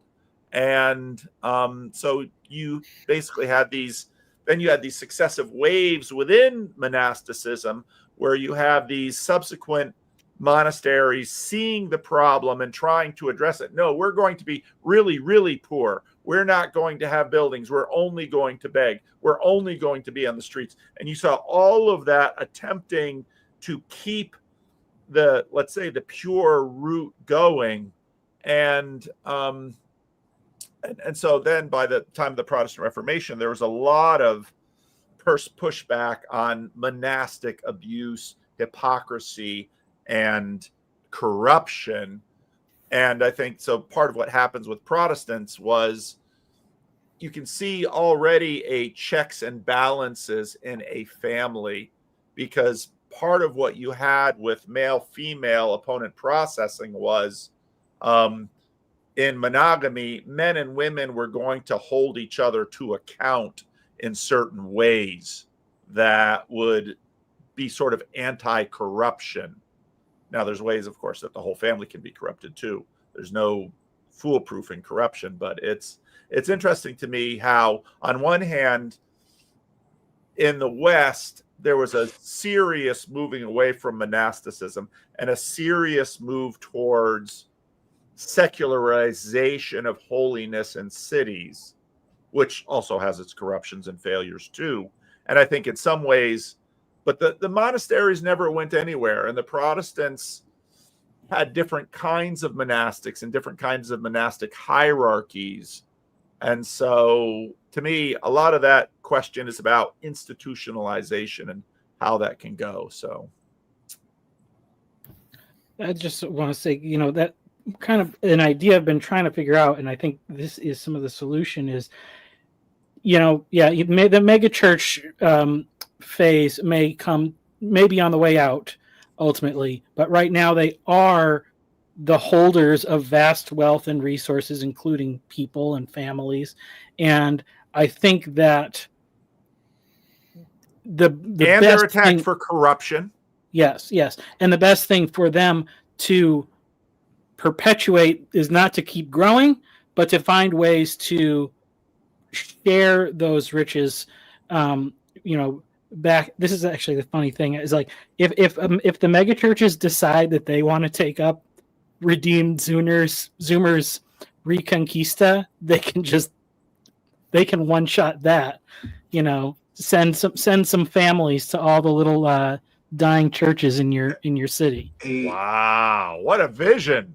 A mega church is a deal between an entrepreneurial star pastor, a set of people that want to be in production, people that want to be lesser stars, and a wide swath of people who want anonymity.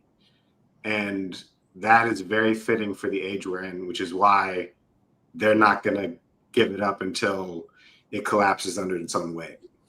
And you could say monastics did the same thing. They wanted walls. There's a lot of different monastics, and we were both in St. Andrew's Church, and we gild our churches and we paint them and we use fine marble because it's a house of God.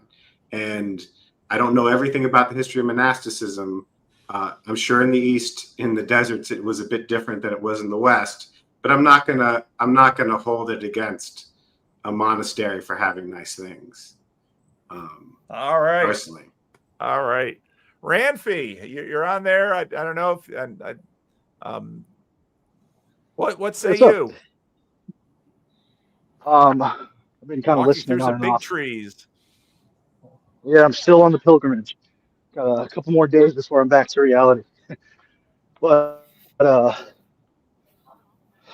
do I think? I think you kind of have to have the friction both at the individual and at the societal scale. And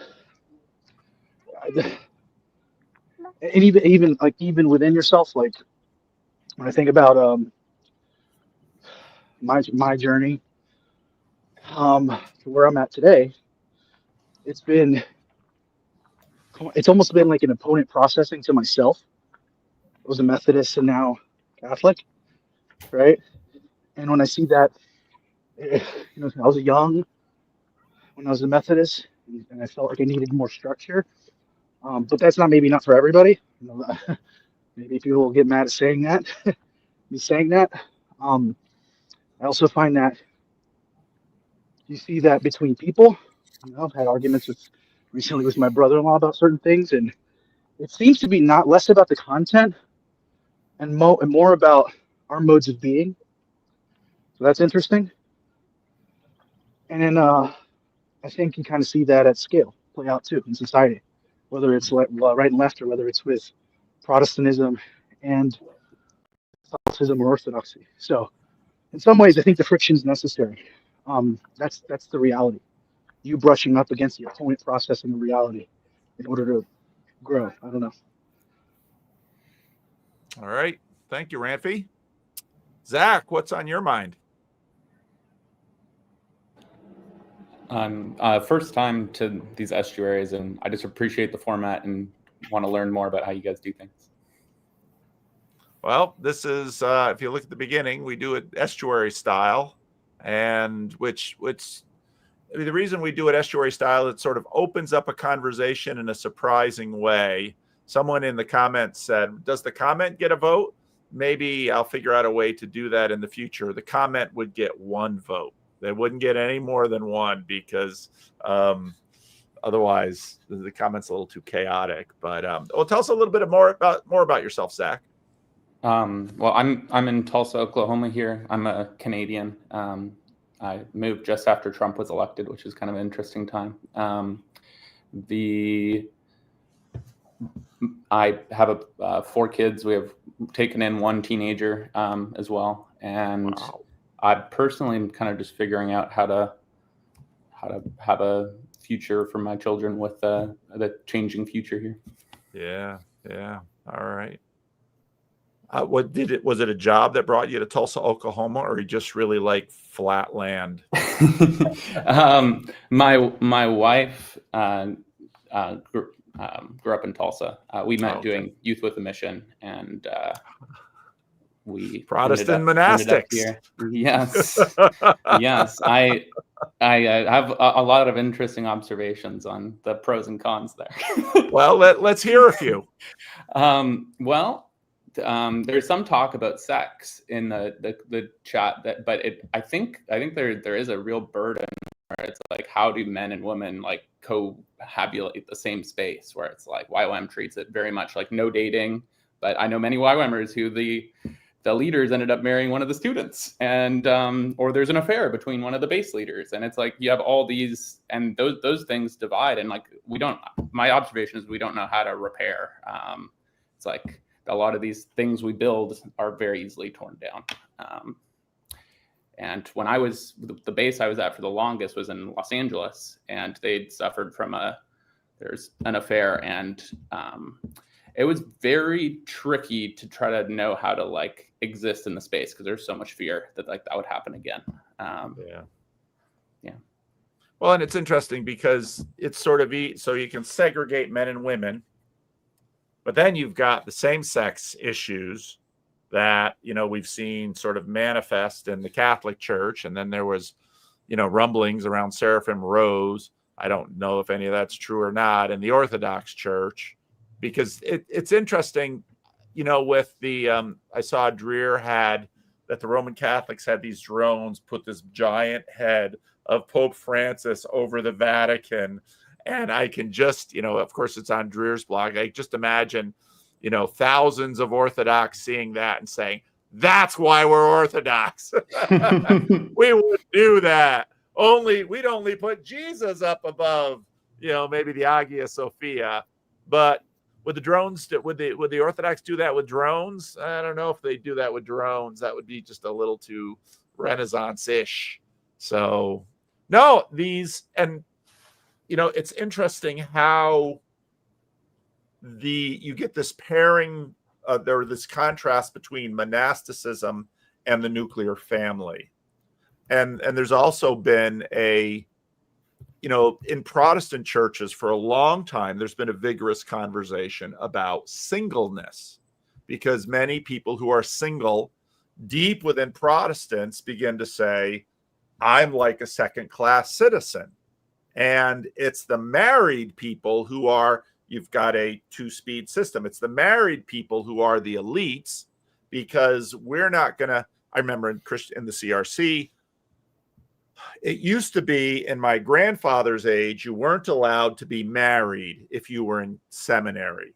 And so what happened when you graduated from seminary, you got married almost right away. And then you went to your first church. Earl Marlink, who was a minister at this church, he was in seminary a little before my father, and still you weren't allowed to be married, but he and his wife were married quietly and didn't tell the seminary. And then the seminary found out about it, and well, what are they going to do? So then by the time I get to seminary, there's only 3 of us Anglo guys and a whole bunch of married Africans and like one woman who are single at seminary, and all the rest are married.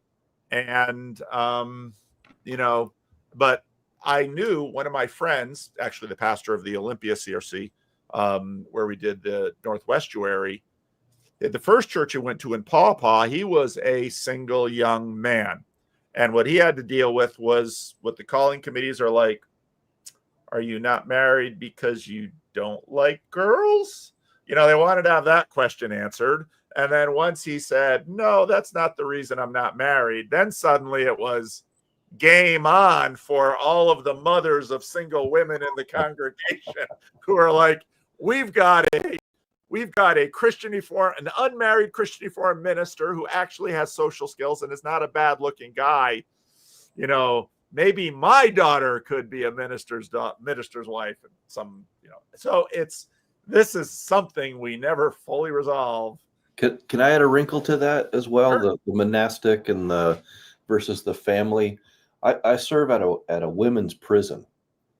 And when you think of monasteries dividing up by gender, the character of a man's prison and the character of a women's prison are so different. Even though the guard structure is very masculine, the women themselves, it's a whole other world. Like there's literally a knitting circle inside the prison. So like they don't stab each other with the knives, but it got shut down because they gossiped about each other and wrote competing letters to the warden about this one getting out of line and thinking she was all that and this and the other. And then the fight's over. Are you looking at my girlfriend? Like nothing ends. Whereas a man's prison, 2 guys fight it out for 2 minutes and one of them wins. Nothing ever ends. And I just wonder in these monasteries, my theory is if you leave men alone, they will form something like a prison gang or a corporation or the military. That's just what they'll do. Women will form a knitting circle. That's just what they're going to do. And so what does that do when you isolate people by gender rather than having a family where those 2 energies interact and maybe constrain and uplift each other? I mean, I'll just interject real quickly. I think like all this worry about 2-speed Christianity and egalitarianism that's very much post-Enlightenment, post-Protestant. It's like, can we just accept that, you know, people are different and that there's value in segregating the sexes, and that maybe we should probably go back to that for primary education and things like that. And that's, I got the 1-speed, 2-speed thing from a Roman Catholic. That was Charles Taylor. So well no, I'm saying we need to accept that there's going to be these different speeds and stop trying to equalize everything.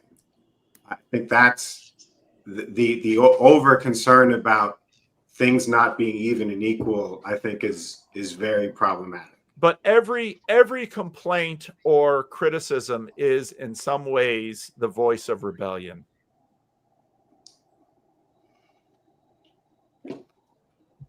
Sure. The concern about egalitarianism is a feminine concern because men will typically organize themselves in a hierarchy and be fine with it.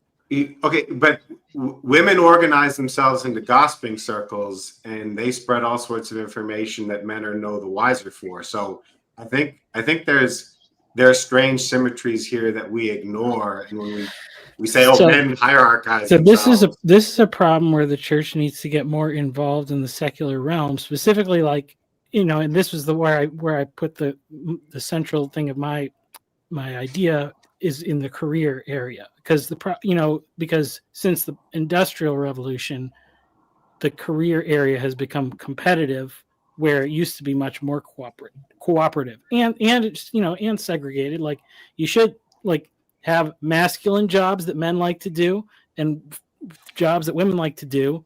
But if it's, you know, not, if the telos is oriented towards Christ and the production for fruitful means rather than just GDP, then that can be actually an enjoyable experience. So, but that won't happen if people that don't care about God don't actually get involved in that realm of life. So, all right, Eddie, let's hear from you.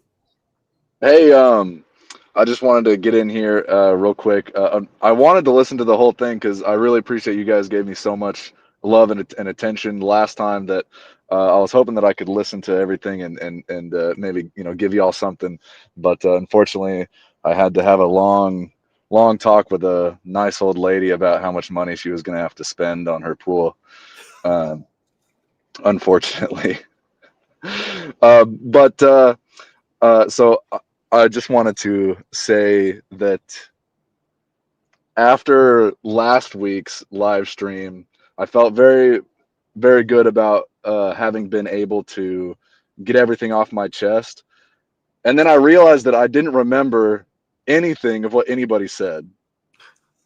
And so it was a blessing to be able to go back and listen to it all over again. And that was really, really helpful. And I thought that was an interesting aspect of, the technology. And I wanted to give a shout out to Chad as well, because his instant reaction to my island metaphor, saying, lean into that, be a husband. I really loved that. And it reminded me of my love for a particular romance trope that I've seen in Brent Weeks' fantasy novels, where you have a couple who don't know each other, don't like each other, but for political reasons, they have to get married. And then over the course of the drama, they fall in love. That when we're talking about hierarchies, basically hierarchies and equalities with men and women, there was a woman at the Connecticut estuary retreat that Michael was at, who at one point she said, this men-women thing, men are much more comfortable with hierarchies because they sort of understand exactly the dynamic that Jason said. Women are can get very uncomfortable with hierarchies because of the physical difference between them. Because as a group, women are going to tend to be more, in terms of physicality, they're in trouble squared off against a man, which that means that women then use other tools, and women tend to, as a group, stay in a collective and have each other's back, especially when a man is introduced, if the man is a threat. But if the man is an opportunity, then suddenly that's when really the knitting needles come out. And then they can, fight with each other. And what's so interesting about that trope, Eddie, is women almost always are anxious about domination. And yet also one of the most recurrent fantasies about women involve being dominated, but in some ways being dominated on their own terms. And so, I don't think we're ever in this world going to really get to the bottom of the man-woman thing. Certainly not 8 guys on the screen. And adding women, I don't think will help us. It's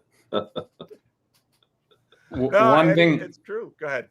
One thing that came to mind, I like learning from other cultures, and I recently learned about an Indian seminary where there was men and women together.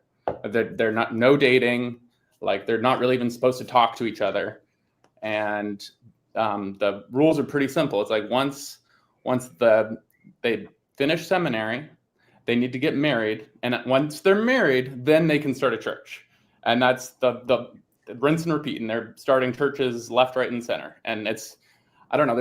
I think there's something to the whole like elders are kind of judged on the character of their children and stuff. Like there is some real value in enduring things with starting with marriage, but I don't know, it's not a solution, but just something that came to mind. It occurred to me some time ago, and this is me speaking as a person who has no children, that you're not really an adult in very important ways until you have kids. And all the single people felt like second-class citizens hearing that. Unless they have children as single people, which is... Yeah. Michigan man Sam, you jumped in here. What do you have to say? Well, I guess I'll say one thing that I think my Protestant brothers will like, which is one of the things I think about is I think one of our biggest temptations in modernity is towards boredom. And a lot of what Paul Rene is talking about, and it's very well put actually in a Steve Carell movie of all things, Seek Your Friend for the End of the World, where the question is, how do you find meaning when all your needs are met? And in that sense, I think like there's a temptation to think that meaning is somewhere else. But I think for myself, and there's a way in which if I went to a monastery and was just like, oh, I'm going to be a scribe, I think that would be a turning away from what God has called me to, both as a husband and as a father. So I think of that. And I mean, the question is I guess, how do you become a saint, right? That's a big one. And it seems to me pretty obvious that the paths to sainthood are not all going to look exactly the same. But I guess the part, though, that I'll say is the other thing I've thought about is when I had moved back to Michigan from being in different places, I spent some time being a security guard. And one of the places I went to was Sacred Heart Seminary in Detroit. And I thought of that place, and not that it's perfect, but it seemed like a place of love and encouragement and of joy and brotherhood. And I think there's a way in which, like, I know you just kind of made the joke a little bit, and all the single people felt self-conscious, in which, I mean, Protestants, like, what is the model for being single in Protestantism? And at least historically, it's Silas Marner, right? It's kind of like the old guy that everyone tells to keep the kids away from. It's like this idea that you, in some ways, haven't become a full person if you don't have children. And I mean, that's something that I know I've personally wrestled with. And I think there is a great value in the idea of the person who's set aside for God. And one of the things I think we're all kind of dealing with is, I mean, so the median age for marriage, if you're a man, is, I believe, 29. It might even be a little bit older. And it's 27 for women. And it's like, well, I mean, that means that even if you, and that's median, so I mean, half the population on average will be getting married later than that, which is very old compared to historical means. It's like, how do we create a good model for what life means outside of family? And I do think that's a lot of what Protestantism is struggling with and thinking about, because even if you do get married, I mean, and you have children, I mean, you still might have a big chunk of your life where marriage and children and family life isn't part of it compared to older generations. And yeah, one of my favorite things of yours, Paul, was the sermon you gave at after the Chino conference. And I really think it is one of the things I think everyone who follows TLC should be thinking about and listen to. All right. Well, thank you. Wearing Jacobs. Go ahead, Paul. as someone who went through an Orthodox wedding, Went through. well, it's You mean no a longer. crowning? It's a What? crowning, right? Yes, it's no longer a marriage, technically speaking. We say it's martyrdom and marriages, and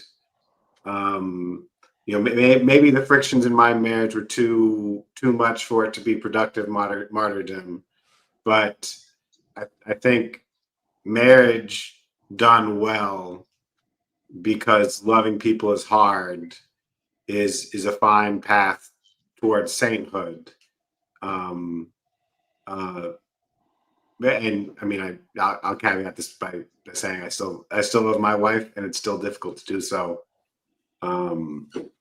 So That's what I Tim don't. Keller's book on marriage is about. So I don't think you're not excluded from sainthood if you're not some weirdo, sexless guy in the desert, because we're all given our particular struggles, and even in a working marriage, I can see it, being able to love that person over your lifetime is no easy task.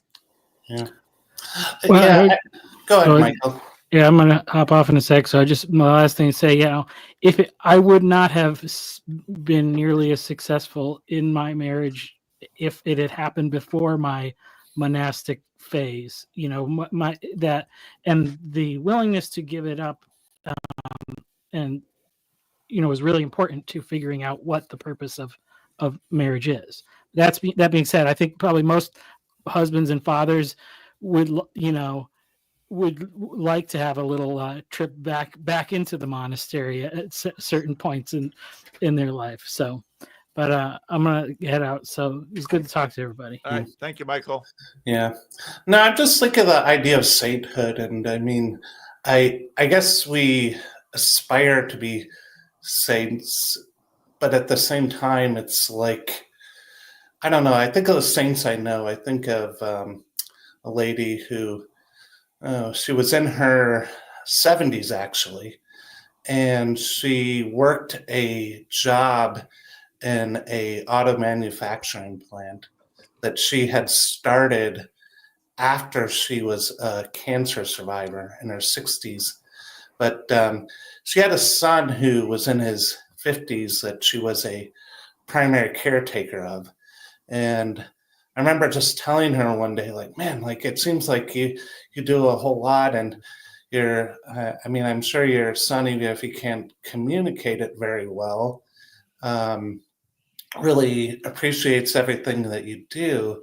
And her response, it stings. She just says, well, when God gives you a blessing, and it's like, oof, I mean, she's a saint. I mean, it makes me tear up thinking about it. But I mean, do we want that martyrdom, that dying of the self, that kind of sainthood takes? You're gonna get it. You're gonna get the suffering no matter what. It's might as well get a little sex with it. Oh, that's one way to put it. Oh my God. Comment could possibly be taken out of context later. Hey. Oh, hey, this is all. Welcome there, corner citizen. Hey, this is all biblical. Doesn't it Paul say not to burn with desire? So it's better that you're married. This is straight. This is straight from the good book. Yeah. Still got your girlfriend there? Yeah. Everything's cooking along. The master plan. No one believed me. Slowly, ever so like the tectonic plates come together. But. Yeah, I guess this is a great discussion, and I never grow tired of it, however many times we have it. But the only thing I'd add is like closing doors and just like committing to things. You get a reward that you don't see at the outset. Like when you just say, I'm just here, and it doesn't have to be marriage. It can be I'm going to go to this party and I'm not going to bring my cell phone. Okay, you're in this room with a bunch of people. Okay, I'm really bored. Well, that boredom is a gift because it's like, okay, I kind of don't want to talk to this person, but I'm so bored, I'm going to go talk to this person. And then, oh, wow, I actually had a really fun time and I didn't even notice. I totally forgot I didn't have my cell phone. And we actually had this really cool conversation, blah, blah, blah, blah, blah. In the same way, like if you just commit yourself to, when people say like, it's so, well, I think one of the hidden gifts is like everyone's complaining about how hard starting marriages and everything is. But the secret gift is just like that makes you excited at the party to talk to someone you wouldn't normally talk to. It can make you excited to commit to someone who you might not fully commit to. And so when you just say, this is like, upon this rock, I build my church, like, this is what I'm committing to, like all these strange returns come to you, of like you appreciate things and you see things. But and I think it's like us gathering up all these sort of things that seem like resentments or seem like hardships, and that can build you the thing that will get you out of there, that can help you. So, of just like not seeing it, a lack of opportunities, a lack of choices, a lack of distractions is actually a gift that like allows you to really see something as a blessing. Because you can see when you hear people like, oh, my marriage is the blessing of all blessings, and you'll hear a 14-year-old boy like, oh yeah, but you'd probably rather just sleep with 30 Victoria's Secret models. It's like, that's true. That's what but that's what the 14-year-old boy thinks. But he doesn't see on the other side the fact that someone committed. In the end, the guy who's 80 wouldn't have rather slept with 30 Victoria's Secret models. But the 14-year-old doesn't see that because he hasn't like been through that process. Right. So it's easy for us to like, make like, innuendo jokes. He ha ha ha. He hasn't been to a women's prison. Yeah. But yeah, so it's like, yeah, that commitment, the sacrifice, and like all these hardships can participate in the formation process that allows you to see these things as the real gift that they are, that allows you to see Christ on the road, that we recognized him by the way he taught us. That reminds me of Paul. You've talked about how basically you're regularly talking about the difficult aspects of church, and people are like, hey, promote it more. Well, in regards to, boredom and closing doors and that sort of thing, divine liturgy is so long. And, I'm sitting there for like 2.5 hours. Sitting? Well, sitting and standing, back and forth and everything. Yours has chairs? What kind of weak sauce Orthodox church do you go to? But that boredom has been so helpful. Has been so helpful in just my ability to be comfortable with not being constantly stimulated with some sort of screen entertainment. Yeah, I believe it. Yeah, Peugeot, sorry, people. Okay. No, you go ahead. Oh, I think Peugeot talked about that when we did that tour in in Chino, of like, or maybe it was a YouTube video, but like just being bored and the smells and bells, like that's part. Why do you think they have drawings on the walls? It's just like, it's like being bored and like, oh, who's that guy? Why is he getting turned upside down and poured into boiling oil? I don't know. Seems like it sucks. I don't know. Why are there skulls everywhere? I don't know.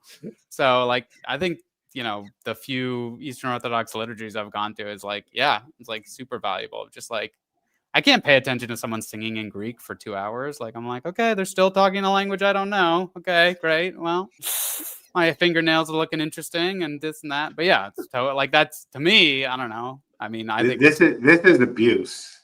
I consider this abuse. But I guess, with all the things to say about Protestants, this is fair. So Yeah, if you're at Phlebas says, if you're bored in the CRC, you read the confessions, and you'd see that with, people would open up the Psalter hymnal and they'd thumb to the back and they'd read something. As a kid, I'd always, because there wasn't much to look at in the Protestant church. Sometimes they'd have like nice patterns in the ceiling, or I'd look at, and I'd sit there. And Northside, my mom always had me segregated from my sisters because I was a pest. And then the wind would blow the curtains open. I could look outside for just a second, and then they'd go down. But we had mercifully like hour and 15 services in the CRC. So, even then it stressed my ADHD childhood self. So, all right. I don't see a lot of other people coming in. Any last words before I end the stream? Well, last time I was an active churchgoer, I was 12. So am I allowed to like flirt with girls and ask for their number? What? I mean, that's what coffee hour is for. Yeah. Oh, right. Yeah, that's called fellowship. I don't mean like in the church or like during the service. During the service. Church is a good place to look for a partner. I'll say it that way. Yeah. Churches. I tell people if you want to find a partner, go to it. And I see people all the time. They'll go to Living Stones and they realize the single women here are all over 80. Maybe I'll go to the singles group at the mega church on the outskirts of town and just do Living Stones on Sunday morning. So, yeah. If you want a hot tip, just plagiarize Peugeot's takes and then just pass them off as your own in Bible study, and then people are like, "Oh my gosh, I never thought of it that way." That's the real gift of Protestant church. You can say Jonathan Peugeot, and they'll say, "Who?" No, you don't tell them Jonathan Peugeot. You say Alan Ingle thought of this right now in the moment. While we were the inspired Holy Word of Christ. It came down. The Holy Spirit. What are you talking about? Crediting other people when you make an insight in Bible study? You haven't flirted in Bible study in many moons, okay? I have not flirted in Bible study in many, many years. It was back before the internet, boys and girls, when me and my wife met.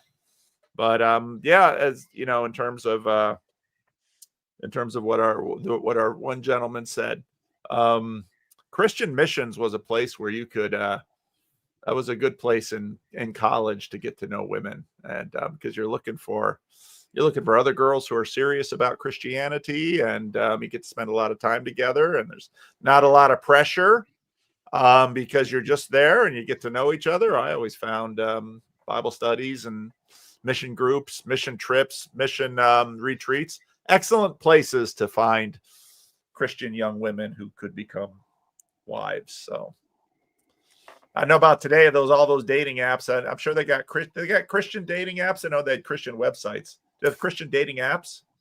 Yeah, but they're pretty garbage. I think all the dating apps are like totally useless at this point. But they're garbage in different ways. It's just the I won't recount it, but I sent you a tweet today, Paul, in DM that I think spells out the issues. So Okay. if you take a look at that. Well, I would imagine that an app or a website. I was listening to where was this from? I gotta be careful with these real life stories. So it was a widow or widower, and of course widowers have much better odds than widows, and they want to get remarried after their spouse dies. And so he was doing dating websites or something, and I think one of his daughters saw it was on his computer's like, "No, this isn't the dating website you should use." And then he put him on the Christian ones, and was able to find someone and got remarried. I think then I heard a joke that the guy's first wife was Joyce, and so then his second wife was also Joyce, and so the family called her Rejoice. But yeah, I don't know. Back in the day, we'd meet girls in person. I mean, Christian college was the place to. I would always, it was well known that if you didn't leave Christian college with a wife or at least a prospect, you missed out on probably, the biggest buffet possible, because then you've just got a little church to sample from. So far be it from me to give dating advice who hasn't dated since the 80s. All right. Have we come to the end? We've come to the end.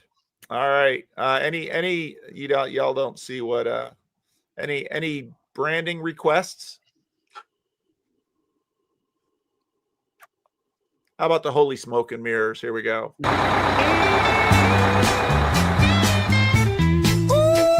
yeah. Can you feel it? That sweet, sweet revelation.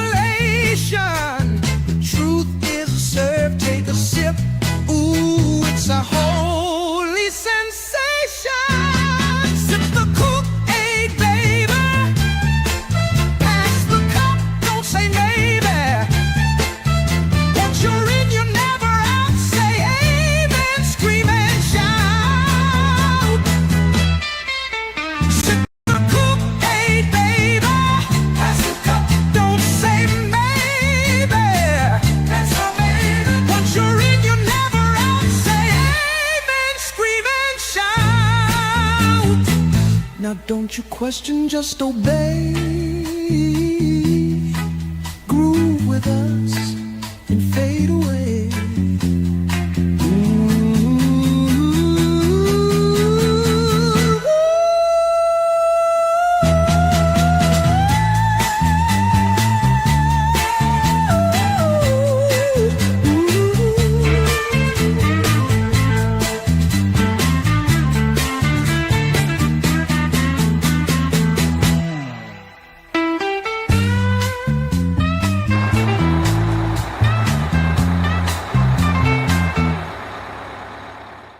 I'm gonna tell you a little story about me and my friends, about something we did way back when. I was eating spaghetti and getting kind of sweaty when all of a sudden in walked Betty.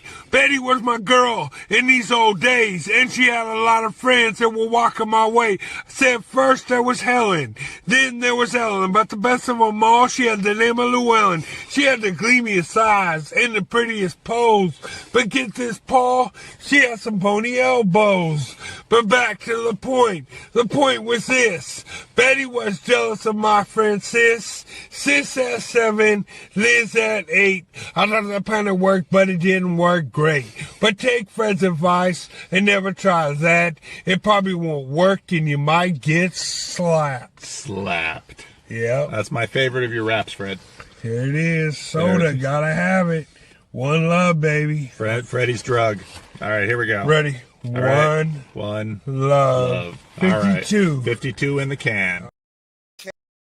Ken knew happy, though.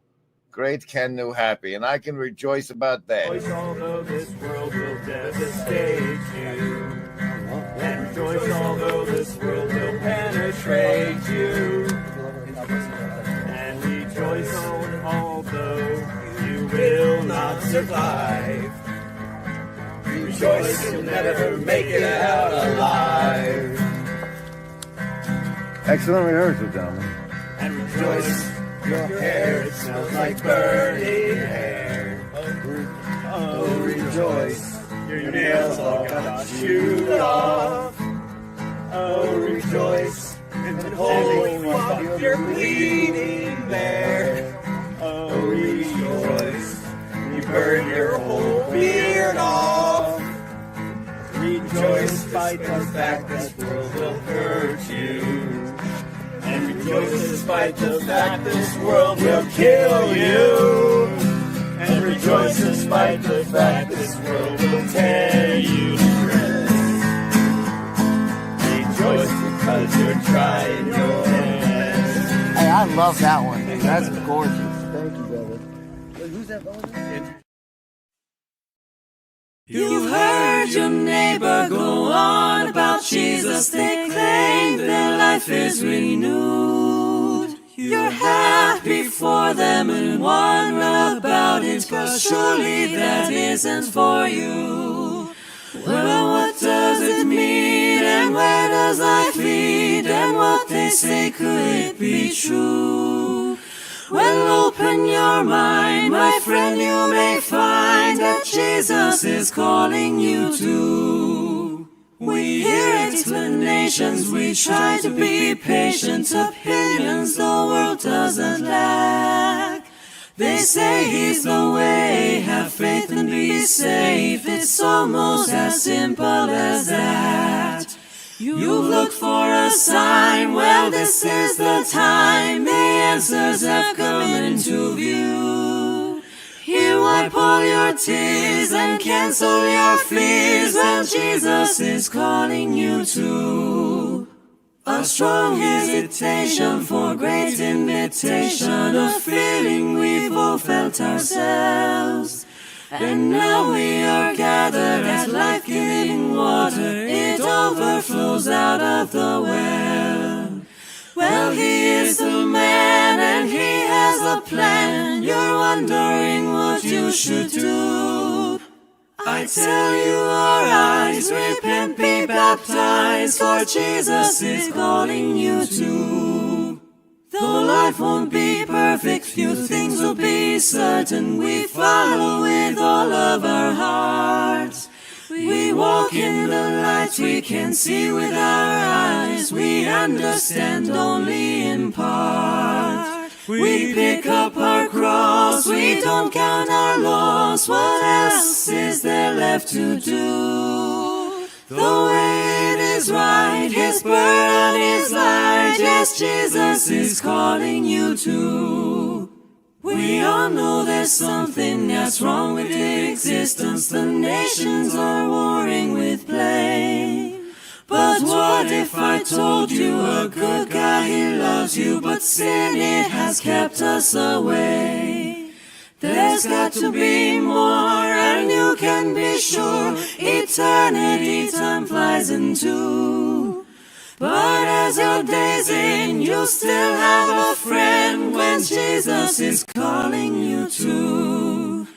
And when your days in, you'll still have a friend when Jesus is calling you to.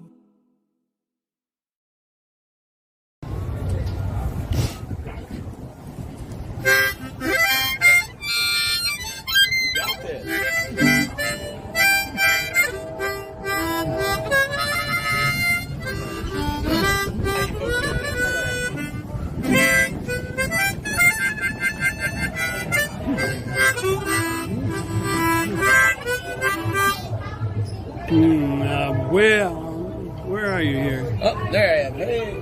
Where are you? Where? Got me? Oh boy.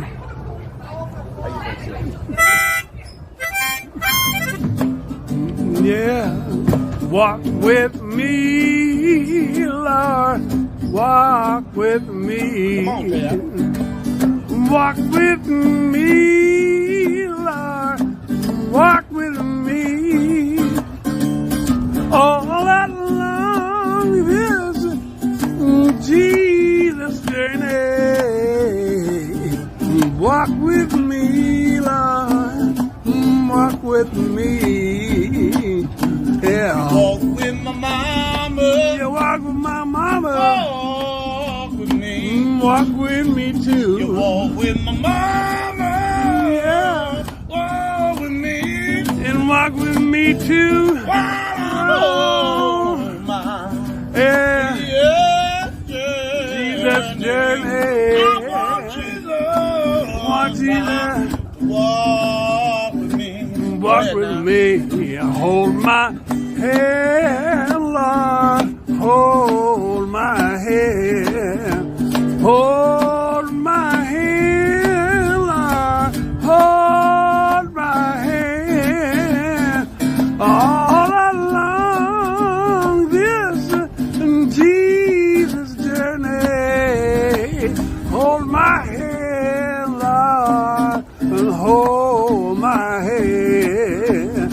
Walk with Moses. You walk with Moses. Walk with me. Walk with me. You walk with Moses.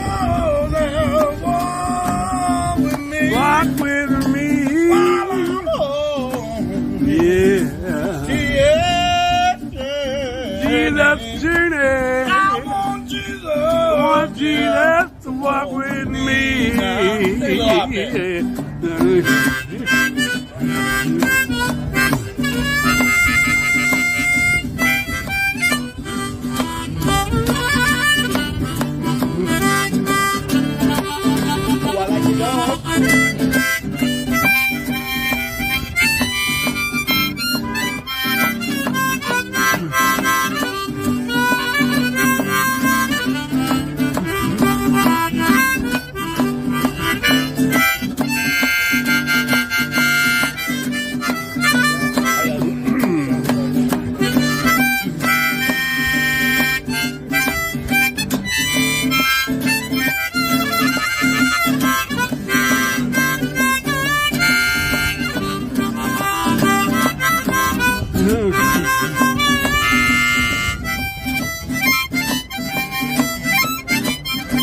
Say, walk with me, love. How y'all doing? Walk with me. Walk with me, love. Walk with me. Walk with me. Come on,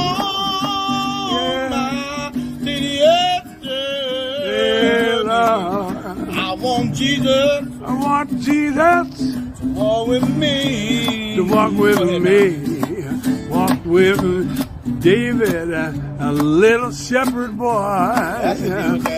Yeah, you made him a great king. I know David shouted for joy. He walked with David, and he's a little shepherd boy.